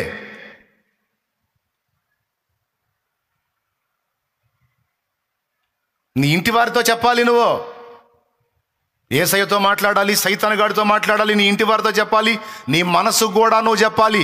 నువ్వు చెప్పే మాటలను దేవుడు పట్టించుకుంటున్నాడు, గుర్తుపెట్టుకో. నీవు ఈ మాట చెప్పినందున ఆమెతో మాట్లాడిన ప్రభు వాళ్ళు తీసుకొచ్చిన చెడ్డ సమాచారాన్ని తప్పుబట్టాడు. కనాను ప్రాంతాన్ని వేగు చూడటానికి పోయినటువంటి ఆ 12 మందిలో 10 మంది తెచ్చిన సమాచారము, 2 తెచ్చిన సమాచారం 2 పరిగణలోకి తీసుకున్నాడు. 10 మంది ఏమో వామ్మో వాళ్ళు ఎంత పొడుగున్నారో తెలుసా, వాళ్ళు కట్టిన ప్రాకారాలు ఆకాశాన్ని అంటుతున్నాయి, వాళ్ళు అనాకు సంబంధీకులైన నిఫిలీ జాతి మనుషులు, వాళ్ళ దృష్టిలో మేము ఎట్టన్నామో తెలుసా, మిడతలాగున్నాం, మా దృష్టిలో మేము వాళ్ళని చూసుకుని మమ్మల్ని చూసుకుంటే మిడతలాగున్నాం. అలాంటి దీర్ఘదేహులైన వ్యక్తులు అక్కడ కాపలా కాస్తా ఉన్నారు. వాళ్ళని దాటి మనం ఆ ప్రాంతాలను స్వాధీనం చేసుకోవటం అసంభవం అని 10 మంది చెప్పారు. 2 ఏమన్నారు తెలుసా? మన దేవుడు మన యందు ఆనందించిన ఎడల మనము నిశ్చయముగా వారి గవిని స్వాధీనం చేసుకుంటాం, వారు మనకు ఆహారం అగుదురు అన్నాడు. 2 కావాలంటే చదవండి, చెప్పు, చూపించు. సంఖ్యాకాండం 14వ అధ్యాయం 7వ వచనం. ఇశ్రాయేలీయుల సర్వ సమాజముతో మేము సంచరించి చూచిన దేశము మిక్కిలి మంచి దేశము. 14:7 సంఖ్యాకాండము. యెహోవా మన యందు ఆనందించిన ఎడల ఆ దేశములో మనల్ని చేర్చి దానిని మనకిచ్చును. ఇది మంచి సమాచారం నాయన. 2 చెప్పారు ఈ ముక్క. బాయ్ జాగ్రత్తగా వినండి. ఇంట్రెస్ట్గా ఉన్నారా? చదువుకుంటారా? ఎంతమంది లైన్లో ఉన్నారు? జాగ్రత్తగా వినండి. ముందు చెప్పిన వాళ్ళు ఏం చెప్పారు శామ్యూయేల్? 14వ అధ్యాయం ప్రారంభం నుంచి. అప్పుడు ఆ సర్వ సమాజం ఎలుగెత్తి కేకలు వేసెను. ప్రజలు ఆ రాత్రి ఎలుగెత్తి ఏడ్చిరి. మరియు ఇశ్రాయేలీయులందరూ మోషే అహరోనుల పైన సణుగుకొనిరి. ఎందుకు? ఆ సర్వ సమాజము, అయ్యో ఐగుప్తులో మేమేలా చావలేదు, ఈ అరణ్యమందు మేమేలా చావలేదు, మేము కత్తివాత పడినట్లు యెహోవా మమ్మను ఈ దేశంలోనికి ఎలా తీసుకుని వచ్చాను, మా భార్యలు మా పిల్లలు కొల్లపోవుదురు, తిరిగి ఐగుప్తునకు వెళ్ళుట మాకు మేలు కాదని వారితో అనిరి. వారు మనము నాయకుని ఒకరిని నియమించుకుని ఐగుప్తునకు తిరిగి వెళుతామని ఒకరితో ఒకడు చెప్పుకొనగా మోషే అహరోనులు ఇశ్రాయేలు సర్వ సమాజ సంఘం ఎదుట సాగిలపడిరి. అయ్యా 13వ అధ్యాయం చూడనా, 31వ వచనం నుంచి చదువు. అయితే అతనితో కూడా పోయిన ఆ మనుషులు, ఆ జనులు మనకంటే బలవంతులు, అదిగమ్మా ఆ ముక్క కోసం చూడండి, మనము వారి మీదికి పోజాలమనిరి. 10 మంది ఏమో ఈ మాట అన్నారు. నూను కుమారుడైన యెహోషువ, యెఫున్నె కుమారుడైన కాలేబేమో లేదు మనం వాళ్ళు మన చేతికి అప్పగించబడతారని 2 మంచి సమాచారం చెప్పారు. 10 మంది ఏం చెప్పారు చూడండి, చదువు మనము చదువు. అయితే అతనితో కూడా పోయిన ఆ మనుషులు, ఆ జనులు మనకంటే బలవంతులు, మనం వారి మీదికి పోజాలమనిరి. మరియు వారు తాము సంచరించి చూచిన దేశమును గురించి ఇశ్రాయేలీయులతో చెడ్డ సమాచారము చెప్పి అవిశ్వాసపు సమాచారం చెప్పి, పనికి మాలిన సమాచారం చెప్పి, దిగజారిపోయిన సమాచారం చెప్పి, నిరాశ సంబంధమైన సమాచారం చెప్పి, మేము సంచరించి చూచిన దేశము తన నివాసులను భక్షించు దేశము, దానిలో మా కనబడిన జనులందరూ ఉన్నత దేహులు. అక్కడ నెఫీలీల సంబంధులైన ఆనాకు వంశపు నెఫీలీలను చూచితిమి. మా దృష్టికి మేము మిడతల వలె ఉంటిమి, వారి దృష్టికి అట్లే ఉంటిమి. అది మాట. ఎంత గొప్ప సమాచారం చెప్పారు. సావు కబురు సల్లగా చెప్పినట్టు చెప్పారు. వీళ్ళు ఏం చేయాలి? ఇట్లాంటి వాళ్ళే వస్తారు ఎక్కువ శాతం. నోరు తెరిస్తే అంతే, నోరు తెరిస్తే అంతే. అయిపోయింది అయిపోయింది అయిపోయింది అయిపోయింది అయిపోయింది అనుకునేవాళ్ళే. ఒక్క మాట, ఎర్ర సముద్రం పాయలు చేసింది ఎవరు? బండ నుంచి నీళ్లు తెప్పించింది ఎవరు? పగలు మేఘస్తంభమై రాత్రి అగ్నిస్తంభమై వాళ్ళని కాచింది ఎవరు? అప్పట్లో అగ్రరాజ్యమైన ఐగుప్తును గడగడ గడగడ గడగడ వణికించి ఫరోకి అన్ని కార్యాలు జరిగేటట్టు చేసి దండం పెట్టి వాళ్ళని బయటకు వదిలేటట్టు చేసింది ఎవరు? వాళ్ళ వెండి బంగారాలు కూడా వీళ్ళకి అప్పచెప్పి వాళ్ళని సాగనం పెట్టేట్టు చేసింది ఎవరు? ఫరో రథాన్ని, వాళ్ళ రథాశ్వాలని, రౌతులని మొత్తాన్ని ఎర్ర సముద్రంలో ముంచింది ఎవరు?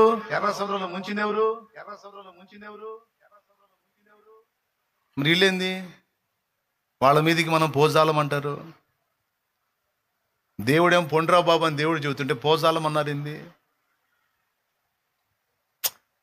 దేవుడు ఏం చెప్తున్నాడు? వెళ్ళా అంటున్నాడు దేవుడు. అంటే సీన్లో నిలబడిందో నేను చూసుకుంటా. ఇన్ని చూసినా చూడనా? ఇంతకాలము కాచినవాడు ఇప్పుడు వీడేనా, ఇంతవరకు నడిపించినవాడు ఇక నిన్ను మరచేనా, అనురాగం పంచినవాడు అన్యాయము చేసేనా, అనురాగం పంచినవాడు అన్యాయం చేసేనా, ప్రాణము బలిపెట్టినవాడు ప్రేమించుడమానేనా, ప్రాణము బలిపెట్టినవాడు గుర్తు చేసుకో మనస, గుండెలోన దాచుకో, గుర్తు చేసుకో మనస, గుండెలోన దాచుకో. దేవునికి మహిమ. ఇన్ని కార్యాలు దేవుడు చేసుకొచ్చి ఇంతదాకా నడిపిస్తే ఇప్పుడు దాకా వీళ్ళనేదో వీళ్ళు కాపాడుకున్నట్టు, వీళ్ళనేదో వీళ్ళు నడిపించినట్టు. ఏమండి కొంతమంది మిమ్మల్ని మీ సంగతి మరి అంత పొడుగోళ్ళని మరి ఆయన ఢీ కొట్టాలంటే కష్టమే. మరి మన దేవుడేం పాపం బుడ్డోడాయ పొట్టోడాయ కష్టం. ఆకాశ మహాకాశంలో నిన్ను పట్టజాలవన్నాడు. పొడిసిటిలోన జలములను కొలి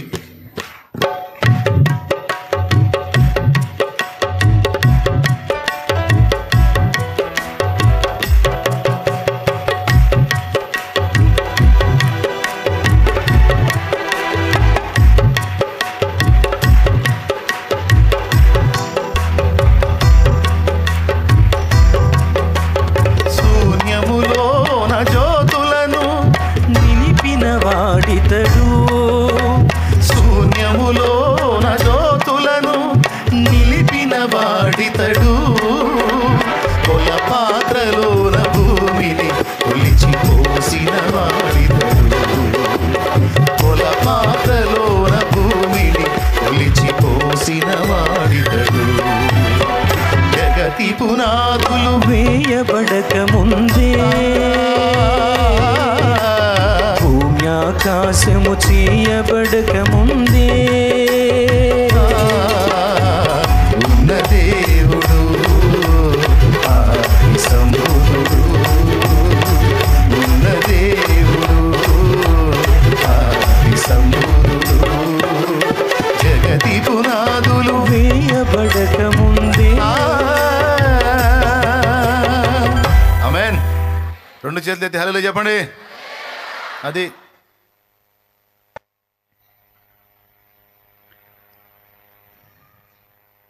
దేవుడు పుట్టాడండి. వాళ్ళు కొండంత ఉంటే ఏంది, ఏనుగంత ఉంటే ఏంది, డైనోసార్ అంతా ఆకాశాన్ని చాపలాగా చుట్టి సముద్రానికి మేర వేసి భూమిని నిర్మించి శూన్యంలో వేలాడదీసి అంత పెద్ద ఆకాశాన్ని జానతో కొలిచి సామాన్యుడా? ముందు నిలిచినవాడు, నడుస్తున్నవాడు ఎవరు? మరి ఎందుకు మాట్లాడాలి ఏదో మాటలు మనం? చెప్పండి, ఏదో మాటలు ఎందుకు మాట్లాడాలండి? పనికి మాలిన మాటలు. అది అవమానపరిచినట్టు కదా ఆయన్ని. ఎదవ ఆలోచనలు ఎందుకు చేయాలి మనం? దరిద్రపు ఆలోచనలు. శూన్యం అయిపోయిన దానిలో నుంచి మళ్ళీ తీసుకురాలేడా సృష్టిని? అంత అయిపోయిన దానిలో నుంచి, అయిపోయింది అన్న దానిలో నుంచి మళ్ళీ నీకు రప్పించలేడా నీకు కావాల్సిన దాన్ని? నిరాశ, నిరుత్సాహం, నిస్పృహ, కృంగుబాటు.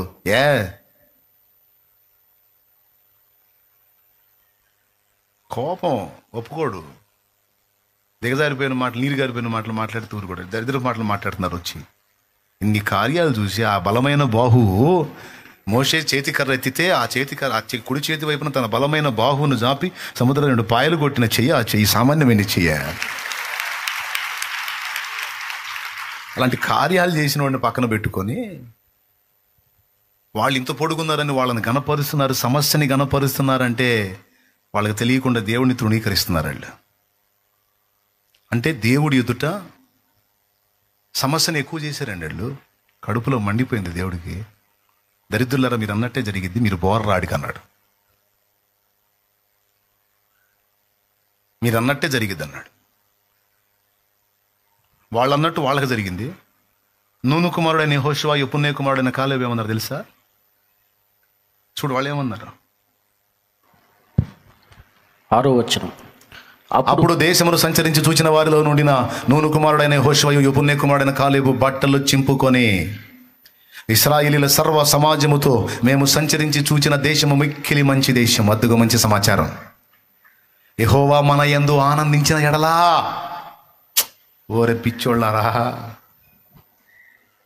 ఓరే పిచ్చోళ్ళారా, దేవుడు మన యందు సంతోషిస్తే చాలరా. వాళ్ళు ఎంత పొడుగోళ్ళు అయితేనేమి, ఎంత లావోళ్ళు, సమస్య ఎంత పెద్దదైతేనేమి, నా తండ్రి మనల్ని బట్టి సంతోషిస్తే నీకు అడ్డుగా ఉన్నవన్నీ పటాపంచలైపోతాయి. నేను నీకు ముందుగా పోవచ్చు, మెట్టగానున్న త్రోవలను సరళము చేసేదనని నా దేవుడు వాగ్దానం ఇలేదా నీకు? హల్లెలూయా. ఆయన మన యందు ఆనందిస్తే, చూడండి, యెహోవా మన యందు ఆనందించిన ఎడలా ఆ దేశములు మనల్ని చేర్చి దానిని మనకిచ్చును. అది పాలు తేనెలు ప్రవహించు దేశము. దేవుడు ఏ మాట చెప్పాడో ఆ మాట వాళ్ళు చెప్తున్నారు. అది పాలు తేనెలు ప్రవహించు దేశం అని దేవుడు చెప్పాడు, అదే మాట వీళ్ళు చెప్తున్నారు. తర్వాత చదువు, అయిపోలా చదువు. మెట్టుకు మీరు యెహోవా మీద తిరుగుబడుకుడి, ఆ దేశ ప్రజలకు భయపడకుడి, వారు మనకు ఆహారమగుతురు. ఏది సమస్య అని మనం అనుకుంటున్నామే, ఏది సమస్య అని మనం అనుకుంటున్నామో అదే మనకు ఫుడ్ అయితే, అదే మనకు ఫుడ్ అయితే, అదే మనకు ఆహారం అయితే. మొత్తాన్ని మనకి బిర్యానీ చేసి పెడతారు పద. ఎలాంటి మాట అండి అది? అంత పొడుగు సమస్య, అంత ఎత్తు, వాళ్ళు అంత పొడుగోళ్ళని చూసి కూడా లెక్క చేశారండి వీళ్ళిద్దరు. చివరికి ఏది జరిగిందండి? అంత భయంకరమైన సమస్యలు ముందు పెట్టుకుని కూడా కొంతమంది ఏం మాట్లాడతారు తెలుసా? నా దేవుడు నా యందు నుండి నా తండ్రి నన్ను బట్టి సంతోషపెడతానయా, ఇవన్నీ లెక్క కూడా ఉండదనయా, మొత్తం పోతానయా. నా దేవుడు అన్నయా, నా పక్షాన నా దేవుడు ఉండి నా తండ్రిని సంతోషపెట్టగలిగితే, నా తండ్రి సీన్లోకి వచ్చాడంటే అబ్బో పరిస్థితులు ఇంకా మనం ఊహించలేమన్నాయా.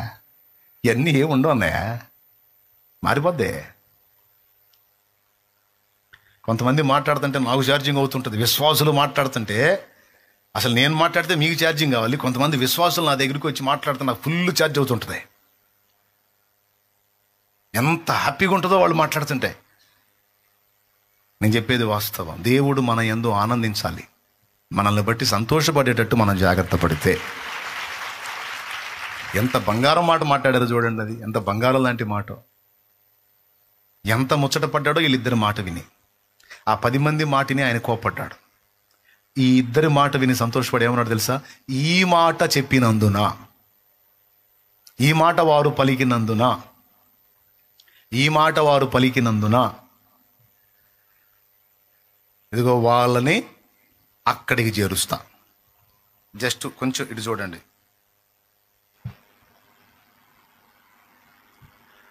దేవుడు మాట్లాడుతున్నాడు. 29:30 నుంచి చూద్దాం. మీ శవములు అరణ్యములోనే రాలును, మీ లెక్క మొత్తము చొప్పున మీలో లెక్కింపబడిన వారందరూ అనగా 20 ఏండ్లు మొదలుకొని పైప్రాయము కలిగి నాకు విరోధముగా సణిగిన వారందరూ రాలిపోవుదురు. యొప్పొన్నే కుమారుడైన కాలేబును నూను కుమారుడైన యెహోషువ తప్ప మిమ్మును నివసింపజేయుదునని నేను ప్రమాణం చేసిన దేశమందు మీలో ఎవ్వరునూ ప్రవేశింపరు, ఇది నిశ్చయము. అయితే వారు కొల్లపోవుదురని మీరు చెప్పిన మీ పిల్లలను నేను ఆ దేశం లోపలికి రప్పించదును, మీరు తృణీకరించిన దేశమును వారు స్వతంత్రించుకుందురా. నేను కావాలంటే చూడండి 37వ వచనం. అనగా ఆ దేశమును గూర్చి చెడ్డ సమాచారం చెప్పిన మనుషులు యెహోవా సన్నిధిని తెగులు చేత చనిపోయిరి. అయితే ఆ దేశమును సంచరించి చూచిన మనుషులలో నూను కుమారుడైన యెహోషువయు యెఫున్నె కుమారుడైన కాలేబును బ్రతికిరి. ఎందుకు బతికారు? మాట చెప్పినందున బతికారు. ఏ మాట చెప్పినందున బతికారు? దేవుడు మనకు తోడై ఉన్నాడు, దేవుడు మన పక్షాన ఉన్నాడు. మనం దేవుణ్ణి సంతోషపెడితే చాలు, నా తండ్రి మన యందు ఆనందిస్తే చాలు, ఆయనే చూసుకుంటాడు. అదొక్కడు చూసుకోవాలక్క మనం. ఆయన నన్ను గురించి ఆనందపడుతున్నాడా దుఃఖపడుతున్నాడా, ఆనందపడేటట్టు నడుచుకుంటున్నానా దుఃఖపడేటట్టు నడుచుకుంటున్నానా అనేది ఒక్కటి బ్యాలెన్స్ చేసుకోక నువ్వు ఇంక తిరిగి ఉండదు. నా తండ్రి నిన్ను బట్టి ఆనందపడ్డాడంటే నీ ఎదుట మెరకలన్నీ కూడా పల్లాలై సదునైపోతాయి అంతే. నీకు అవరోధాలుగా అడ్డుబండ్లుగా ఉన్న వాళ్ళందరూ ఎగిరెగిరి పడతారు అవతలంతే యేసునామములో. ఖాయం. ఒక్కటే, నా తండ్రి నన్ను బట్టి ఆనందపడుతున్నాడా లేదా, నా తండ్రి నా యందు సంతోషంగా ఉన్నాడా దుఃఖపడుతున్నాడా, ఒక్కటే చూసుకో తమ్ముడా. ఏది అడ్డొచ్చిద్దో చూద్దాం. దెయ్యాలు ఉన్నాయి అన్నది ఎంత నిజమో, వాటిని కూడా నిర్మించిన నిర్మాత మన దేవుడు ఉన్నాడన్నది అంతే నిజం, అంతకంటే నిజం. దెయ్యాలు తంత్రగొట్టులు అన్నది ఎంత నిజమో, వాటి ఎత్తులకు పై ఎత్తులేసి చిత్తు చేసి మొత్తం అధపాతాళానికి తొక్కగలిగిన సమర్థుడు మన దేవుడు అన్నది అంతకంటే నిజం. బల పరాక్రమములు కలిగిన నా దేవుడు, బల శౌర్యము గల నా యేసయ్యా, శతకోటి సైన్యములైన నీకు సాటి అగుదురా. బల శౌర్యము గల నా యేసయ్యా, శతకోటి సైన్యములైన నీకు సాటి అగుదురా. మరవే నీ సాహస కార్యములు ఎన్నడు, ధైర్యముగా నేను వెంబడింతును. మరవే నీ సాహస కార్యములు ఎన్నడు, ధైర్యముగా నేను వెంబడింతును. సర్వాధికారివి సర్వజ్ఞుడవు, సంపూర్ణ సత్య స్వరూపివి నీవు. సర్వాధికారివి సర్వజ్ఞుడవు, సంపూర్ణ సత్య స్వరూపివి నీవు. దివిలోనున్న ఆనందమును ధరణిలో నేను అనుభవింప, మహిమాత్మతో నన్ను నింపితివా. దివిలోనున్న ఆనందమును ధరణిలో నేను అనుభవింప, మహిమాత్మతో నన్ను నింపితివా. మహిమాత్మతో నన్ను నింపితివా. స్తోత్రం, హల్లెలూయా.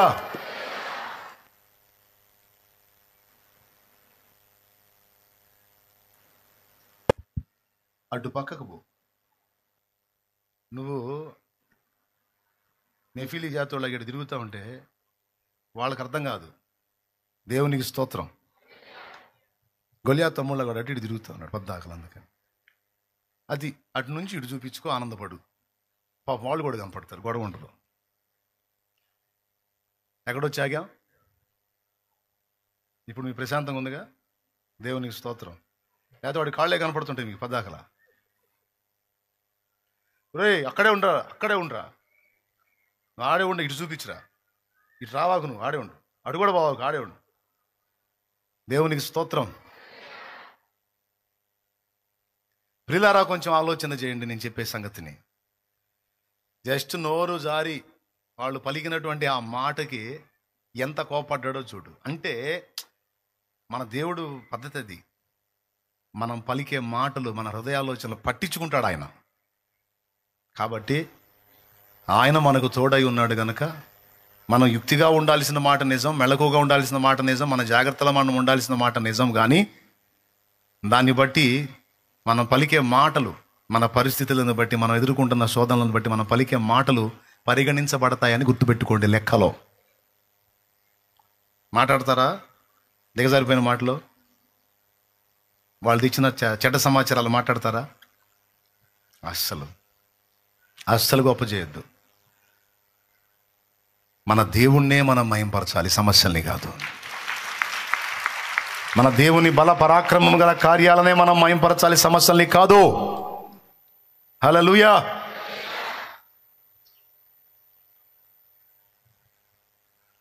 ఇక మీరు వెతుక్కోండి, నేను ప్రార్థన చేసేస్తాను. ఇలాగా కాని మాటలు పలికి దెబ్బతిన్నోళ్ళు ఉన్నారు, యుక్తమైన మాటలు పలికి దీవించబడ్డోళ్ళు ఉన్నారు. బైబిల్ గ్రంథంలో కాని మాట పలికి దెబ్బతిన్నోళ్ళు ఉన్నారు, యుక్తమైన మాటలు పలికి ధన్యులైన వాళ్ళు ఉన్నారు. అయ్యా, నా ఇంట్లోనికి వచ్చుటకు నేను పాత్రుని గానయ్యా, మాట మాత్రము సెలవిమ్ము, మా బ్రతుకు మారిపోతుంది. మాట మాత్రము సెలవిమ్ము, మా బ్రతుకు మారిపోతుంది. మాట మాత్రము సెలవిమ్ము, మాకు విడుదల దొరుకుతుంది. మాట మాత్రము బ్రతుకు మారిపోతుంది. మాట మాత్రము సెలవిమ్ము, మాకు విడుదల దొరుకుతుంది. నీ మాట కోసమే యేసయ్యా మా కన్నీళ్ళు ఎదురు చూసేనయ్యా, నీ మాట కోసమే యేసయ్యా నా కన్నీరు ఎదురు చూసేనయ్యా. మాట మాత్రము సెలవిమ్ము, మా బ్రతుకు మారిపోతుంది. మాట మాత్రము సెలవిమ్ము, మాకు విడుదల దొరుకుతుంది. దేవునికి స్తోత్రం. వాడు రోడ్ రోలర్ లాగా ఆడాడే తిరుగుతున్నాడు. అందుకని నువ్వు ఆ పక్కకు పోరంటే అడ్రస్ లేకుండా పోయాడు వాడు. నాకు వస్తనే వాడు చెప్తుంటే నాకు. దేవునికి స్తోత్రం.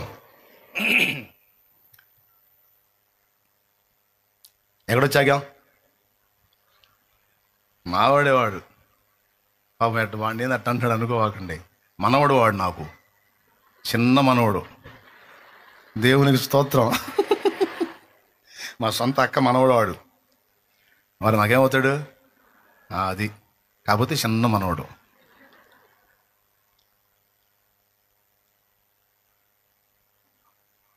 నేను మామూలుగా మాట్లాడినా దడే వాడికి పోయాడు.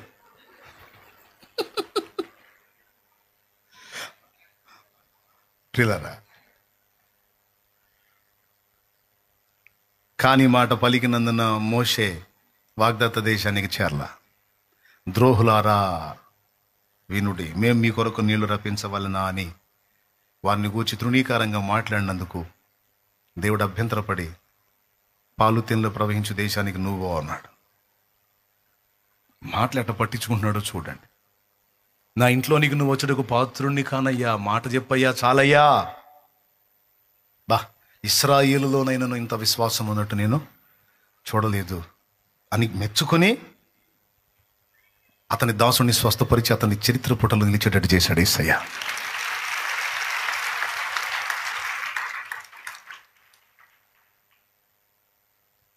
నేను ఎవరినని జనులు చెప్పుకుంటున్నారు అంటే రకరకాలుగా చెప్పారు. మీరేమనుకుంటున్నారంటే దేవుని కుమారుడు విన్న క్రీస్తువి అన్నాడు పేతురు. సీమోను బర్యోనను ధన్యుడవు అని వెంటనే మెచ్చుకొని ఎంతెంత మాటలు అన్నాడో పేతుర్ని. పరలోక రాజ్యపు తాళపు చెవులు నీకు ఇచ్చేదను, ఈ బండ మీద నా సంగమును కట్టుదును, దాని ఎదుట పాతాళలోక ద్వారములు నిలవనేరవు. బాబా, ఒక మాట, యుక్తమైన మాట పలికితే ఎంత సంతోషపడతాడో దేవుడు. స్పందిస్తాడండి ఆయన. మనం ఆయన్ని బట్టి ధైర్యంగా ఉండాలి, ధైర్యం కలిగిన మాటలు మాట్లాడాలి, యుక్తమైన మాటలు మాట్లాడాలి. కాని మాటలు పలక రాదు, శత్రువుని గనపరిచే మాటలు మాట్లాడరాదు. వాడు ఎంత కుయుక్తిపరుడైనా, వాడెంత మోసగాడైనా, వాడు ఎంత కుట్రదారుడైనా ఆయన సెలవు లేకుండా వాడేం చేస్తాడండి మనల్ని? అయితే మనం ఉండే జాగ్రత్తలు మనం ఉండకపోతే అప్పగిస్తాడు. అది కొంచెం చురుగ్గా ఉండమని చెప్పి దేవుడు తెలియజేస్తున్నాడు తప్ప, మనం ఉండాల్సిన మెళకువలో మనం ఉంటే దేవుడు ఆయన కార్యాలు ఆయన చేసుకుంటూ వెళ్తాడు. ఏమరపాటుగా ఉండొద్దని చెప్తున్నాడు దేవుడు. అంతేగాని దెయ్యాలను కనపరచాలని చెప్పాలా నేను. కాబట్టి కాని మాటలు పలకకుండా మనం జాగ్రత్త పడదాం. ఎవరిని గురించి? దేవుని గురించి కాని మాటలు పలకరాదు. మనము చెప్పే మాటను బట్టి దేవుడు మెచ్చుకునే మాట మాట్లాడాలి. మనం శభాష్ భలే మాట మాట్లాడాము. ఆమె పలికిన మాట, పిల్లలు కూడా కుక్క పిల్లలు కూడా నీ సృష్టే కదయ్యా, మరి కుక్క పిల్లలు కూడా నువ్వే పెట్టాలి కదా మేత. భలే మాట మాట్లాడా.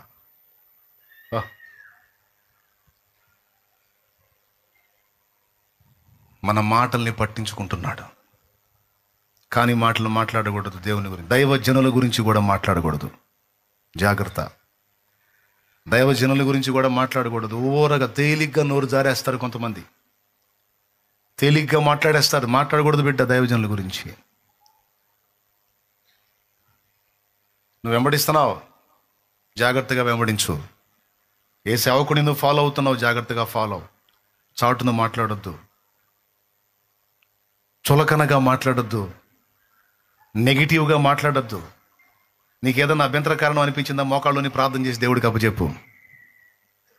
ఇంకా అవి గ్రంథములో రాయించే దేవుడు. మన మాటలన్నిటినీ తీర్పులోనికి తెచ్చే దేవుడు. ఎన్ని గ్రంథంలో ఉన్నాయి? మలాకి గ్రంథము 3వ అధ్యాయము 16 ఒక్కసారి చూడండి. యెహోవా భక్తులు ఒకరితోనొకరు మాట్లాడుకొనుచుండగా ఆయన చెవియొగ్గి ఆలకించెను. భక్తులు మాట్లాడుకుంటుంటే ఏ మాటలు వస్తాయో దేవుడు వింటున్నాడు. విశ్వాసాన్ని బట్టి మాటలు వస్తాయా, అవిశ్వాసపు మాటలు వస్తాయా? నిరాశ నిస్పృహలకు చెందిన మాటలు వస్తాయా, లేదా నన్ను మయంపరిచే మాటలు వస్తాయా? భక్తుల నోట ఏ మాట ఉన్నది అని పరిశీలన చేస్తున్నాడు ఆయన. అంతేకాదు, ఆయన సముఖమందు జ్ఞాపకార్థముకు ఒక గ్రంథము రాయబడిననుంది. చూడక్కడ మన మాటలు రాయబడుతున్నాయి. మరియు యెహోవా యందు భయభక్తులు కలిగి ఆయన నామమును స్మరించుచుండు వారికి. కదిలితే సస్తా, మెదిలితే సస్తా అంటుంటారు. దేవుని ఎరిగినోళ్ళు, నాకు సావు రావట్లా, నాకు సావు రావట్లా, నేను సావాలి సావాలి అంటుంటారు. రాయబడతాయి అక్కడ. రాయబడి చివరికి ఆమెను అంటాడు, నిజంగా ఇది. అప్పుడు వచ్చింది పెట్టా. పిచ్చి పిచ్చి మాటలు మాట్లాడద్దు. పిల్లల్ని కూడా అనకూడదు. యెహోవా యందు భయభక్తులు గలవారు ఒకరితోనొకరు మాట్లాడుకొనుచుండగా ఆయన చెవియొగ్గి ఆలకించుచున్నాడు. నా బిడ్డలు ఏం మాట్లాడుకుంటున్నారని వెతుకుంటున్నాడు, గ్రంథం రాపిస్తున్నాడు. మత్తయి సువార్త 12వ అధ్యాయము 36, 37 వచనాలు. మనుషుడు వ్యర్థముగా పలుకు ప్రతి మాటను గూర్చి విమర్శ దినమందు దేవుడు లెక్కలోనికి తీసుకొని వస్తాడు. లెక్క చెప్పాలన్నాడు. నోటికి కళ్ళెం పెట్టుకోకుండా నేను భక్తి పరుండంటే వాని భక్తి వ్యర్థమే అన్నాడు. చాలా చాలా చాలా చాలా లెక్కసరిగా మన మాటలు ఉండాలి. ఆ మాటలు దేవుడు వింటున్నాడన్న భయంతో మాట్లాడాలి. దేవునికి స్తోత్రం. మన మాటలు సైతాను కూడా వింటున్నాడన్న గ్రహింపుతో మాట్లాడాలి. ఇద్దరు వింటారు మన మాటల్ని. అదృశ్యంగా ఇద్దరు వింటారు, దృశ్యంగా మనుషులు వింటారు.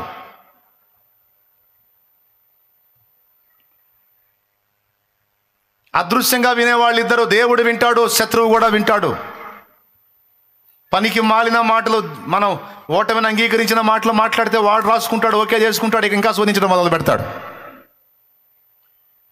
వాడికి ఆ ఛాన్స్ ఇవ్వద్దు. కింద పడ్డా ఏమన్నాడు తెలుసా భక్తుడు? శత్రువా నా మీద అతిశయ పడకు, తర్వాత నేను పడినను తిరిగి లేచెదను.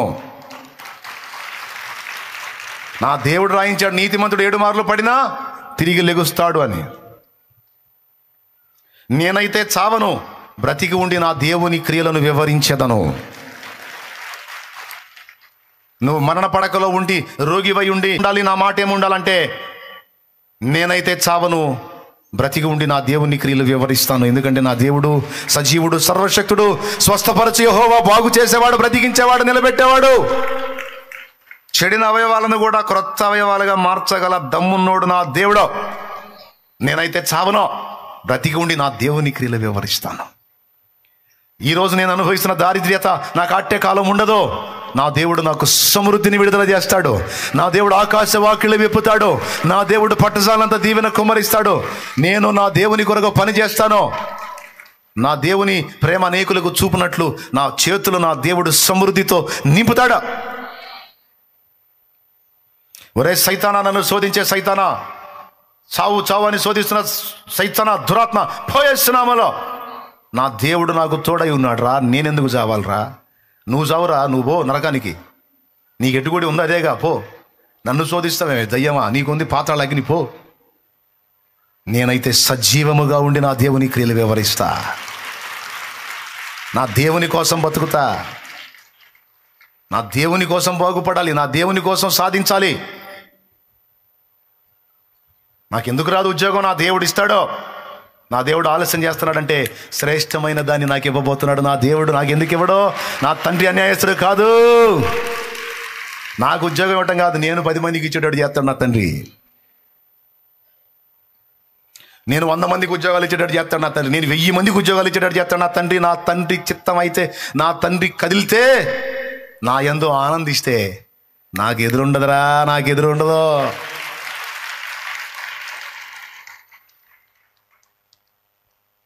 నేను సేవ చేస్తాను, అనేక ఆత్మల్ని గెలుస్తాను. ఇప్పుడు నేను కొంచెము చేస్తుండొచ్చు, విస్తారమైన ఆత్మని నా దేవుడు నాకు ఇస్తాడు. విస్తారమైన ఆత్మని గెలవడానికి నా తండ్రి నాకు శక్తిని ఇస్తాడు. శత్రువా, నా మీద అతిశయపడకు, నేను సాధిస్తా. నా దేవుడు నాకు తోడై ఉన్నాడు. జరిగిద్ది. నాకు జరగాల్సిన కార్యం నా తండ్రి జరిగిస్తాడు. హల్లెలూయా. నా ప్రియమైన బిడ్డలారా, మన మాటల్ని నా తండ్రి పట్టించుకుంటున్నాడని ఎరిగిన వారై మెళకువగలిగి జాగ్రత్తగా మాట్లాడండి. ముందు జాగ్రత్త చెప్పాను, ఎక్కడెక్కడ అటాక్స్ జరుగుతాయో ఆ విషయాల్లో మెలకువగా ఉండండి అని చెప్పాను. రెండవది, మాటల విషయంలో మెలకువగా ఉండమని చెప్పాను. ప్రభు ఏమన్నాడు? ఈ మాట చెప్పినందున. అసలు ఆ మాట ఎందుకు రాయాలండి బైబిల్లో? నాకు అర్థం కాదు. అమ్మా, నీ విశ్వాసం గొప్పది అన్నాడు, నీవు కోరినట్టే అగును కాక అన్నాడు. అంతవరకు సరిపోయింది. మళ్ళా మార్కు సువార్త స్పెషల్గా రాయించి అందులో ఈమె మ్యాటర్ వచ్చేటట్టు చేసి నీవు ఈ మాట పలికినందున అని రాయించాడు.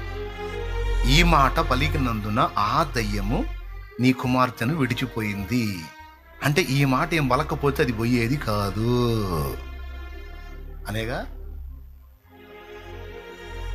అంటే మన మాటల్లో దెయ్యాలు ఉండేది ఉంది, దెయ్యాలు పోయేది కూడా ఉంది అన్నమాట. నాకేంది అక్కడ రాశాడు అది. ఆ ఒక్క మొక్క చాలు, నేను దాన్ని పట్టుకుని ఇంత నుంచి తిరుగుతున్నా. దేవునికి స్తోత్రం. నేను రాశాడు, ఈ మాట నీవు పలికినందు నా దయ్యము నీ కుమార్తెను విడిచిపోయింది పో. ఒకవేళ ఆ మాట ఆమె పలకపోతే ఆమెకు రిజల్ట్ వచ్చేది కాదేమో. చేతులెత్తి దీవించు, ఆశీర్వచనం పలుకు, నీ కుటుంబంతో పలుకు, నీ కోడలతో పలుకు, నీ కొడుకుతో పలుకు, నీ అల్లుడితో పలుకు, నీ మనవ సంతానంతో ఆశీర్వచనం పలుకు. నా పిల్లలారా, నేను జీవము గల దేవుని బిడ్డను, సేవకురాలిని, నేను నా తండ్రిని సేవిస్తున్నాను. నా తండ్రి ఆశీర్వాదము మీ అందరి మీదికి వస్తుంది, వచ్చుగాక. నా పిల్లలారా, నా కుమారుడా, నా కుమార్తె, నా తండ్రి నన్ను ప్రేమించి నన్ను ఆశీర్వదించిన నా తండ్రి బిడ్డను నేను చేతులెత్తి మిమ్మల్ని దీవిస్తున్నాను. నా సంతానమా, నా తండ్రి మిమ్మల్ని ఆశీర్వదించాడు. ఆయనకు భయపడి జాగ్రత్తగా బ్రతకండి, వర్ధిల్లుతారు నాయనలారా అను శుభం పలుకు, ఆశీర్వచనం పలుకు, నా దేవుని బట్టి దీవెన పలుకు. ఇస్సాకు పలికింది నెరవేరింది, యాకోబు పలికింది నెరవేరింది, యోసేపు పలికింది నెరవేరింది, మోషే పలికింది నెరవేరింది. కావాలంటే చూసుకోండి, మొత్తం నెరవేరినాయి. ఒక దేవుని సేవకురాలివి నువ్వు ఈరోజు. నువ్వు దేవుని సేవకుడివి నువ్వు ఈరోజు. జీవము గల దేవుణ్ణి సేవిస్తున్న భక్తుడివి నువ్వు, భక్తురాలివి నువ్వు. నేను పాస్టరా, ప్రసంగం చేస్తేనే పాస్టర్ సేవకుడు అనుకోకు. ఆయనను సేవించుచున్న వారందరూ ఆయన భక్తులు, భక్తులందరూ ఆయన సేవకులే.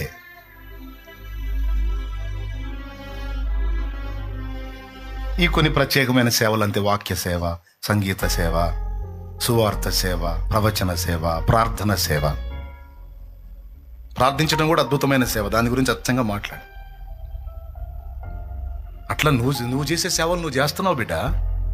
ఆత్మల్ని రక్షిస్తున్నావు, నువ్వు సువార్త చెప్తున్నావు, నువ్వు సువార్తికురాలివి. నా తండ్రి పరిశుద్ధ గ్రంథాన్ని చేతబట్టుకొని సంచరిస్తూ నువ్వు యేసయ్యకు సాక్షిగా ఉన్న బిడ్డవి నువ్వు.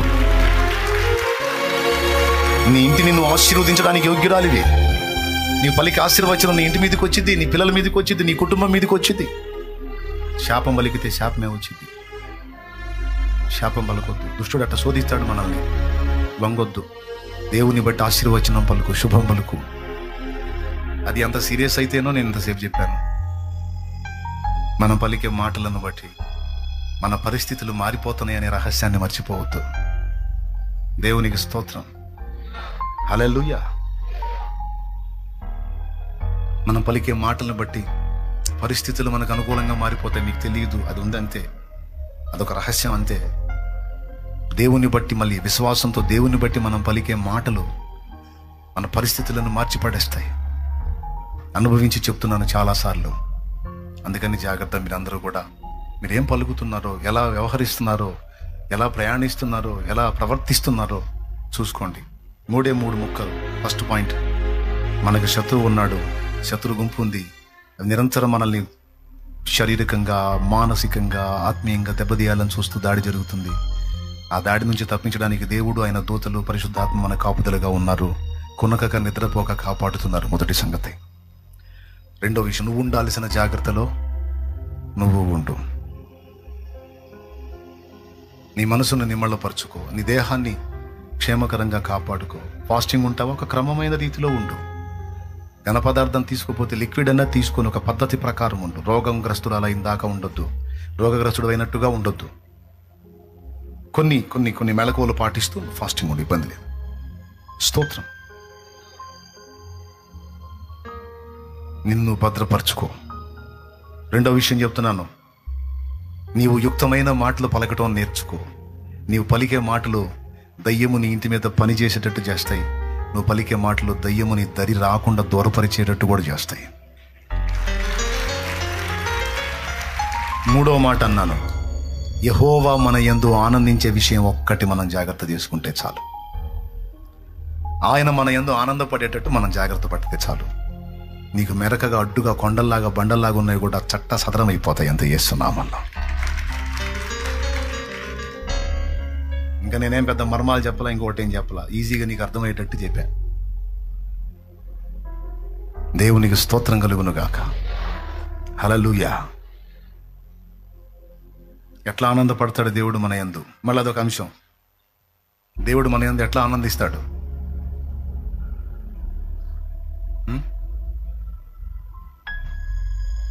సమీపించి మాట వినుట ద్వారా ఆయన ఆనందిస్తాడు. బలి అర్పించుట కంటే మాట వినుట, ఒకడు అర్పించిన బలి విషయమై సంతోషపడే కంటే తన మాట విని ఆ మాట చొప్పున నడుచుకోవడానికి ఇష్టపడేవాడి విషయంలో ఆయన ఆనందపడతాడు. దేవుణ్ణి సంతోషపెట్టినట్లు జాగ్రత్తగా చూసుకోండి. నా దేవుడు నన్ను బట్టి, నీ మనసాక్షి నీకు చెప్పింది, నా దేవుడు నన్ను బట్టి ఆనందంగా ఉన్నాడా, దుఃఖంగా ఉన్నాడా, ఆయన బాధపడే ఏమైనా ఉన్నాయా, మార్చుకోవాలి. ఆయన సంతోషించేటట్టు నేను అడుగులేస్తున్నాను. నా దేవుడు నా యందు ఆనందిస్తే చాలు. కోటి దయ్యాలు ఏకమై వచ్చిన ఒక్కటి కూడా నా తల మీద ఉన్న వెంట్రుకలు ఒక్కటి కూడా అది కదిలించండి. ఎందుకంటే ఆయన మన తల వెంట్రుకలన్నీ లెక్కేశాడు. ఆ మాట కూడా బైబిల్లో ఉంది, మీ తల వెంట్రుకలన్నీ లెక్కింపబడి ఉన్నవి అని. అంత ఇంట్రెస్ట్గా ఉన్నాడు మన విషయంలో. ఎన్ని ఏకమై వచ్చినా సరే ఏం కదిలించలేవు. ఒక్కటి, ఆయన మన యందు ఆనందపడాలి. అది ఎలా జరిగింది? నువ్వు ఎప్పుడూ ఆయనలో ఆనందాన్ని వెతుక్కుంటే ఆయన నీలో ఆనందం అనుభవిస్తాడు. యేసయ్య అన్నాడు, యేసయ్యని గురించి తండ్రి అన్నాడు, ఇదిగో ఈయన నా ప్రియ కుమారుడు, ఈయన యందు నేను ఆనందించుచున్నాను. దావీదునందు ఆనందించాడు, అబ్రహామునందు ఆనందించాడు, భక్తుల యందు దేవుడు ఆనందించాడు, దానియేలునందు దేవుడు ఆనందించాడు, భక్తుల్ని బట్టి ఆనందించాడు, యోసేపునందు ఆనందించాడు. వాళ్ళ వేదనలన్నీ ఆనందాలుగా మారిపోయినాయి. ఆయన మన యందు ఆనందిస్తే మనం ధన్యులం.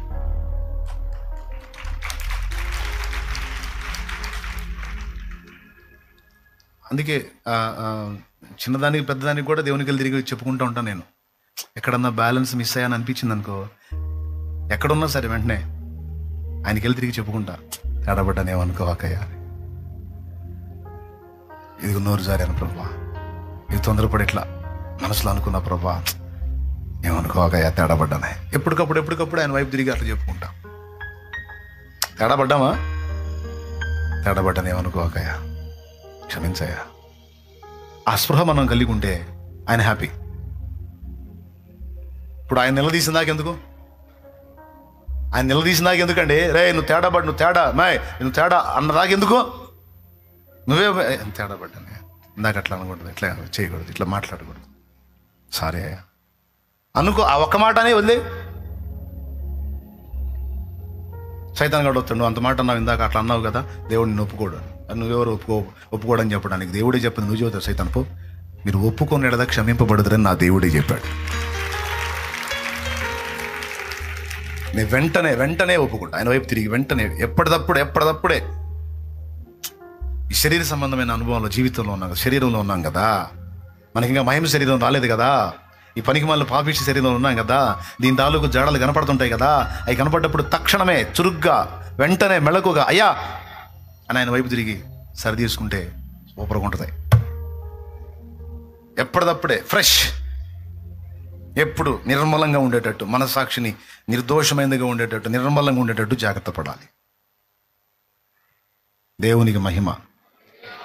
ఎంతమందికి అర్థమైందో ఏమో మరి. ఇప్పుడు నేను నడుస్తానే ఏదైనా గుర్తొచ్చిందనుకో, తేడా పడ్డది, రోడ్డు మీద ఉన్నా జనంలో ఉన్నా సరే ఇటు తిరిగా ఇట్లానే, ప్రభా క్షమించు ప్రభా, ఆ విషయంలో తేడా పడ్డామా అని అట్లా క్షమాపణ అడిగి మళ్ళీ మనుషులతో మాట్లాడతాను నేను. అప్పటిదప్పుడే తలంపులో తెచ్చాడంటే చాలు, అక్కడే అన్ని చేసే పని కూడా ఆపి ముందు ఒప్పుకొని తర్వాత పని చేస్తాను. అంటే అంత సింపుల్గా ఒప్పుకుంటే క్షమించేస్తాడా? కాసేపు ఏడవద్దా? కాసేపు ఏడవాలి కదా, కాసేపు మొత్తుకోవాలి కదా. పశ్చాత్తాపడటం అంటే ఏడవటం కాదు, మార్పు చెందటం అన్నాడు ఒక భక్తుడు. పశ్చాత్తాపం అంటే కూర్చొని ఏడవడం పశ్చాత్తాపం కాదు, మార్పు చెందటం పశ్చాత్తాపం. నిజమైన పశ్చాత్తాపం అంటే మార్పు చెందటం. కాబట్టి మార్పు చేసుకుంటూ, తేడాలు దేవుడు చూపిస్తే దేవుని ఆత్మ వెంటనే దిద్దుకుంటూ, ఒప్పుకుంటూ, సరి చేసుకుంటూ, ఎప్పటిదప్పుడే అంత చురుగ్గా, అంత వివేకంగా అడుగులేయాలి. అప్పుడు మనస్సాక్షి నిర్మలంగా ఉంటుంది. ఆయన మనల్ని బట్టి ఆనందపడుతున్నాడో దుఃఖపడుతున్నాడో కూడా మనకు తెలిసిద్ది. నెక్స్ట్ ఏం చేయబోతున్నాడో మనకి సమాచారం అందిద్ది. ఎప్పుడు మనసు ఉల్లాసంగా ఉంటుంది, దేవుని యందు ఆనందంగా ఉంటుంది. ఇక అదొక పరవశం అనుకోండి. ఇక దేవునికి స్తోత్రం. దాన్ని సాధన చేయండి. అట్లా చురుగ్గా ఉండండి. కృప మనందరికీ తోడై ఉంటుంది కాక. చాలు, పైకి లేచి నిలవండి.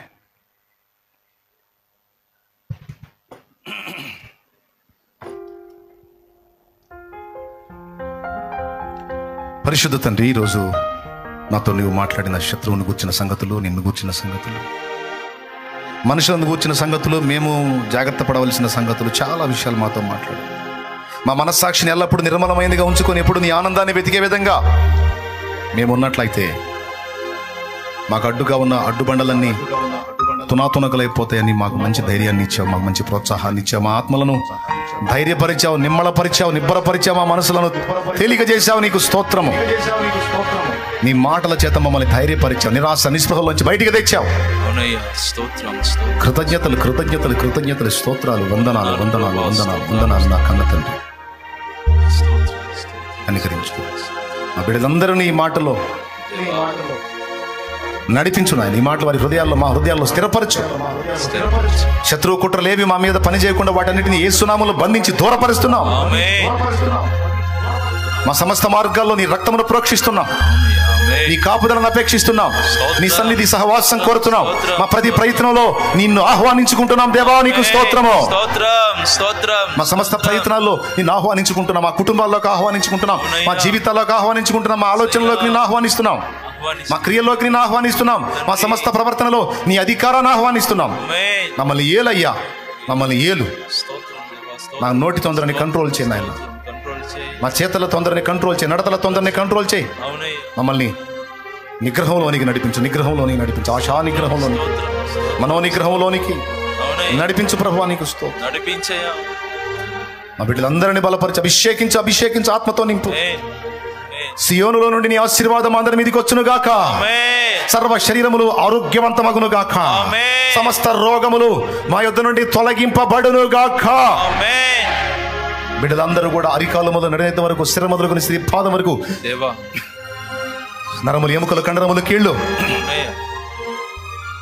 గుండె, లివర్, కిడ్నీలు, ఊపిరితిత్తులు, మెదడు, స్తోత్రం, రక్తము స్వస్థత నొందునుగాక, స్వస్థత నొందునుగాక. ఆమేన్. స్తోత్రం, స్తోత్రం, స్తోత్రం. జ్ఞానేంద్రియాలు, కర్మేంద్రియాలు మొత్తం స్వస్థత పొందునుగాక. ఆమేన్. సర్వ శరీరము ఆరోగ్యవంతమై దేవా, రాబోతున్న దినాల్లో నీ కొరకు ఉరికురికి పని చేయడానికి శక్తివంతులమగుదుముగాక. ఆమేన్. శారీరకంగాను, మానసికంగాను, ఆత్మీయంగాను బలాభివృద్ధి పొందుదుముగాక. ఆమేన్. మమ్మల్ని బలపరచు. బలపరచు. అలా చేసినందుకు నీ కృతజ్ఞతలు చెల్లిస్తాను. చెల్లిస్తాం. మా మాటలు తప్పుల్ని మన్నించి సహాయం ఇచ్చి సహాయం. యేసు ప్రశస్త నామమున ప్రార్థించి వేడుచున్నాం తండ్రి. ఆమేన్. ఆమేన్. ఆమేన్. మన తండ్రి అయిన దేవుని ప్రేమ, ఆయన ప్రియ కుమారుడు మనందరి ప్రాణ ప్రియుడైన యేసయ్య శాశ్వత నిత్య కృప, పరిశుద్ధాత్మతోడి మనోహర దివ్య సహవాసం, సమాధానం సమకూడిన మనకు సకల పరిశుద్ధులకు సార్వత్రిక సంఘమంతటికి సదా తోడే మనందరం నిత్యత్వంలో చేరు పర్యంతం మనల్ని నడిపించును గాక. ఆమేన్. ప్రభేశ్వర రక్తమునకు జయ, జయం. ప్రభేశ్వర రక్తమునకు జయ, జయం. ప్రభేశ్వర నామమునకు సంపూర్ణ విజయం కలుగును గాక. ఆమేన్. బిడ్డల విశ్వాసంతో తెచ్చిన ఆ నూనె కూడా ప్రభువా నీ శక్తితో నింపి నింపండి. దాన్ని వినియోగించి ప్రార్థించడం ద్వారా స్వస్థత చేకూర్చు. చేకూర్చు. తల్లి సన్నిధి మినిస్ట్రీస్ పరిచర్య నానాటికి బలాభివృద్ధి కలిగించు. ఆమేన్. సమస్త మహిమ మీకే చెల్లిస్తూ సార్వత్రిక సంఘాన్ని బలాభివృద్ధిలోకి నడిపించు. నడిపించు. యేసు నామములో ప్రార్థించి పొంది ఉన్నాం తండ్రి. ఆమేన్. హల్లెలూయా, హల్లెలూయా, హల్లెలూయా, హల్లెలూయా, హల్లెలూయా. హల్లెలూయా. ప్రభువుకు స్తోత్రాలు. మీ అందరికీ హృదయపూర్వక వందనాలు, శుభాలు. లైవ్ ద్వారా అందుబాటులోకి వచ్చిన బిడ్డలు కూడా విశ్వాసంతో ఈ మాటలు స్వతంత్రించుకోండి. మెళుగు కలిగి ఉండండి. మీ మనస్సాక్షిని నిర్మలంగా ఉన్నట్లు సాధన చేసుకోండి. నీవు గారి పోకండి, నిరుత్సాహపడకండి, ప్రతికూలతలను బట్టి అధైర్యపడకండి, కృంగిపోకండి. మనకి దేవుడు ఉన్నాడు, జీవం గల దేవుడు ఉన్నాడు. ఆయన గురించి మంచి మాట పలకండి, యుక్తమైన మాటలు పలకండి. నీవు చెప్పే మాటలను బట్టి దయ్యాలు దూరం అయిపోతాయని గుర్తించండి. యుక్తమైన మాటలు పలకండి, విజయాలు మిమ్మల్ని సమీపించేటట్టు నా తండ్రి చేస్తాడు. God bless you. మీ అందరికీ వందనాలు, హృదయపూర్వక వందనాలు.